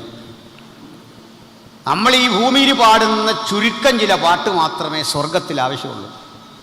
ഇവിടെ പാടി കളഞ്ഞേച്ചു പോകേണ്ട പാട്ടുകളുണ്ട്. കർത്താവ് താൻ ഗംഭീരനാദമോടും പ്രധാന ദൈവത്തിൻ്റെ ശബ്ദത്തോടും ആ പാട്ട് നിത്യതയിൽ ചെന്നാൽ പിന്നെ പാടണം. അവിടെ കാണുന്ന പാടിയ ദൂതൻ തല്ലും. അതവിടെ പാടരുത്. ഇവിടെ വെച്ച് പാടി തീർത്തോണം. ഇത് നമ്മുടെ കോത്തല ഭാഷയിപ്പുണ്ട്, ഒത്തിരി പാട്ടൊക്കെ എഴുതുന്ന ആളാ. ഇത്തരം കുറേ പാട്ടെല്ലാം ഇവിടെ വെച്ച് തന്നെ തീരും. മനസ്സിലായില്ലേ? കാരണം ഭൂമിയിൽ വെച്ച് മാത്രം പാടേണ്ട പാട്ടുകളുണ്ട്. പാട്ട് മോശമല്ല, നമ്മൾ പാടുന്ന പാട്ടാ. കാരണം അത് വാക്യവും കൂടെ ആണല്ലോ. ഒത്തിരി പാട്ട് ഇവിടെ വെച്ച് തീരും. ഭൂമിയിലെ പല പ്രമേയവും വേണ്ട. ഇതിനിടയ്ക്ക് ഭൂമിയിലിരുന്നു കൊണ്ട് നിത്യതയെക്കുറിച്ച് പാടുമ്പോൾ ഒരു പരമാനന്ദ സുഖമില്ലേ? ഇല്ലേ? ഉണ്ടെന്ന്. ഭൂമിയിൽ നിന്നുകൊണ്ട് നിത്യത ഓർക്കുന്ന പാട്ട്, നമ്മളതിനി മരണപ്പാട്ടെന്നൊക്കെ പറയുന്നുള്ളൂ. അത് ഭയങ്കര സുഖമുള്ള പാട്ടാണെന്ന്. അങ്ങനെയല്ലേ? അങ്ങനെയല്ലേ നിത്യതയെക്കുറിച്ചുള്ള പാട്ട്? യെരൂശലേമിന്നധിപനീശു തിരുമുഖം ഞാൻ കാണാൻ, യെരൂശലേമിൽ അധിപനീശു തിരുമുഖം ഞാൻ കാണാൻ, വരും വരെയും അരികിൽ ഭവാൻ ഇരിക്കണം നാഥ. എന്നെ ഓർത്തൊന്നും ചെയ്യണ്ട. അതിനാ പുള്ളി ഉണ്ടോ അവിടെ? ആ ചെരുപ്പിൻ്റെ വാറഴിക്കാൻ നമ്മൾ യോഗ്യരല്ല. അത് ചെയ്തോളൂ, നിങ്ങളെല്ലാം കൂടെ ചെയ്തോ. എന്നാലേ ഇത് നിത്യതയെക്കുറിച്ചുള്ള പാട്ടാ. ഈ പാട്ട് കേൾക്കുമ്പോഴേ നമ്മളവിടെ ചെന്ന പ്രതീതി. എന്നാലേ ഈ സ്വർഗീയ ജീവികളുടെ ആവേശം ഇതല്ല. നമുക്ക് തങ്കത്തരി വീതി, സ്വർഗാതിസ്വർഗം, ജീവവൃക്ഷം, മാസത്തിൽ അതരം ഫലം കായ്ക്കുന്ന വൃക്ഷം, ഇതൊക്കെ എന്നെ ഭൂമിയിൽ വെച്ച് ആവേശപ്പെടുത്തുന്ന ഘടകങ്ങളാണെങ്കിൽ സ്വർഗീയ ജീവജാലങ്ങളുടെ ആവേശം തങ്കത്തരി വീതി അല്ല. സ്വർഗീയ ജീവജാലങ്ങൾ പുളകം കൊള്ളുന്ന വിഷയം ഈ പറയപ്പെട്ടതുപോലെ ജീവവൃക്ഷത്തിന്റെ ഫലമല്ല, മറഞ്ഞിരിക്കുന്ന മണ്ണയല്ല. അവരുടെ പ്രവചോദനം എന്താണെന്നറിയണ്ടേ? ഭൂമിയിൽ നടന്ന ഒരു സംഭവം കണ്ടാണ് സ്വർഗീയ ജീവജാലങ്ങൾ ആനന്ദിക്കുന്നത്. ഭൂമിയിലെ ഒരു പ്രമേയമാണ് അവരെ അത്ഭുതസക്തരാക്കുന്നത്. ആ പ്രമേയം എന്താണെന്നറിയണ്ടേ? കാൽവറി അഥവാ ഗോൽഗോഥ. സ്വർഗത്തിലും ഉയർന്നു നിൽക്കുന്ന പാട്ടിൽ ഭൂമിയിൽ ഗോൽഗോഥ എന്ന യെരുശലേമിന്റെ ഒരു ഭാഗം കേന്ദ്രീകരിച്ച് ഇന്നേക്ക് 2000 ആണ്ടുകൾക്കപ്പുറത്ത് നടന്ന ഒരു സംഭവം ദൂതഗണങ്ങൾ ദീർഘദൃഷ്ടിയോടെ നോക്കിക്കണ്ടിട്ട് ഭൂമിയിൽ നടന്ന സംഭവത്തെക്കുറിച്ച് സ്വർഗത്തിലിരുന്ന് പാടുക. അറുക്കപ്പെട്ട കുഞ്ഞാടേ, നിനക്ക് മഹത്വം, നീ അറുക്കപ്പെട്ടു, നിന്റെ രക്തം കൊണ്ട് സകല ഗോത്രത്തിലും ജാതിയിലും ഭാഷയിലുമുള്ള ഞങ്ങളെ ദൈവത്തിനായി വിലക്കി വാങ്ങി. എന്താ ഈ ആവേശം എന്നറിയണ്ടേ? അതിന് കാരണമുണ്ട്. ഞാനേ വയനാട്ടിലൊരു പരസ്യത്തിന് പോയി. അവിടെ ഈ നക്സൽ വർഗീസിൻ്റെ ശവകുടീരമുണ്ട്. അതിൻ്റെ അടുത്തൊരു പരസ്യത്തിന് മുമ്പ് ഇവരുടെ എന്തൊരു പ്രോഗ്രാം നടക്കുക. അപ്പോൾ ഞാൻ പറഞ്ഞു അതങ്ങ് കഴിയട്ടെ, നമുക്കത് കഴിഞ്ഞ് തുടങ്ങാം. ഈ നക്സൽ വർഗീസിൻ്റെ ശവകുടീരത്തിൻ്റെ മുമ്പിൽ, അദ്ദേഹം രക്തസാക്ഷിയായി മരിച്ച സ്ഥലത്ത് ഉണ്ടാക്കിയ ശവകുടീരത്തിൻ്റെ മുമ്പിൽ കുറേ ആദിവാസി സഹോദരങ്ങൾ വന്ന് അദ്ദേഹത്തിൻ്റെ ധീരകൃത്യമൊക്കെ പറഞ്ഞ് അദ്ദേഹത്തിൻ്റെ ശരീരത്തിലേക്ക് പോലീസ് നിറയൊഴിച്ച കഥകളൊക്കെ ഇങ്ങനെ പറഞ്ഞ് തലമുറകളെ ഇങ്ങനെ ആവേശഭരിതരാക്കിയപ്പോൾ ഈ കഥ കേട്ട ഒരുപറ്റം ചെറുപ്പക്കാർ, സഖാവ് വർഗീസിനെ കണ്ടിട്ടില്ലാത്ത, അദ്ദേഹത്തെക്കുറിച്ച് കേട്ട് മാത്രം അറിവുള്ള അവിടുത്തെ ഒരുപറ്റം ആദിവാസി സഹോദരങ്ങൾ കൈകളുയർത്തിക്കൊണ്ട് വിളിച്ചു പറയുകയാണ്, സഖാവ് വർഗീസ് അടിയോരുടെ പെരുമൻ, അടിയോരുടെ പെരുമൻ എന്ന് വെച്ചാൽ പാവപ്പെട്ടവൻ്റെ നേതാവ്, അടിയോരുടെ പെരുമൻ ഇതെന്നെ വിളിച്ചു പറയുകയാണ്. അപ്പോഴേ 10-20 വർഷം 10-40 വർഷത്തിനപ്പുറത്ത് പോലീസുകാർ നിറയൊഴിച്ച് കൊന്നുകളഞ്ഞ ഈ മനുഷ്യൻ്റെ ഓർമ്മകൾ ആദിവാസികളിൽ കൊടുത്ത തങ്ങളുടെ രക്ഷകനെ അവർ അദ്ദേഹത്തിൽ കണ്ടെത്തിയിട്ട് അവർക്ക് കൊടുത്ത ആവേശത്തിന് ഇത്രയും കനമുണ്ടെങ്കിൽ 2000 ആണ്ടുകൾക്കപ്പുറത്ത് കാൽവരുടെ കൊല്ലമരത്തിൽ എനിക്കും നിങ്ങൾക്കും വേണ്ടി ഒരുക്കി തന്ന പുണ്യാഗം, നീ അറുക്കപ്പെട്ടു, എനിക്ക് വേണ്ടി അറുക്കപ്പെട്ടു, ഹാവേലിൻ രക്തത്തെക്കാൾ ഗുണകരമായി സംസാരിക്കുന്ന പുണ്യാഗ രക്തം, അത് നിമിത്തം നീ ഞങ്ങളെ ദൈവത്തിനായി വിലക്കി വാങ്ങി ഞങ്ങളെ രാജാവും പുരോഹിതന്മാരുമാക്കി വെച്ചു. ആ മഹാദൈവത്തിന് പ്രണാമങ്ങൾ അർപ്പിക്കാം. ആ മഹാദൈവത്തിൻ്റെ കരുത്തിന് കീഴടങ്ങാം. ആ ശക്തി ചൈതന്യങ്ങൾക്ക് വിധേയമാകാം. ഈ രാത്രി ആ കർത്താവിൻ്റെ ക്രൂശുമരണത്തോട് പറ്റിച്ചേർന്നതുകൊണ്ട് ജയകരമായി നമുക്കവനെ പാടി മഹത്വപ്പെടുത്താം. യെരുശലേമിൻ ഇമ്പവീടേ എന്ന മനോഹര ഗാനം, ആ മനോഹര നിമിഷത്തിൽ ഞാനും നിങ്ങളും കരഗതമാക്കാൻ പോകുന്ന നിത്യയുടെ ആഴക്കനമോർത്തുകൊണ്ട് സർവശക്തന് മഹത്വം കൊടുത്തുകൊണ്ട് ഏവർക്കും ദൈവസന്നിധിയിൽ എഴുന്നേറ്റ് നിന്ന് പാടി തമ്പുരാന്റെ മുമ്പിൽ സകല പ്രണാമങ്ങൾ അർപ്പിച്ച് പാടി മഹത്വമർപ്പിച്ച് പിരിയാൻ ഈ രാത്രി സർവശക്തൻ കൃപ നൽകട്ടെ.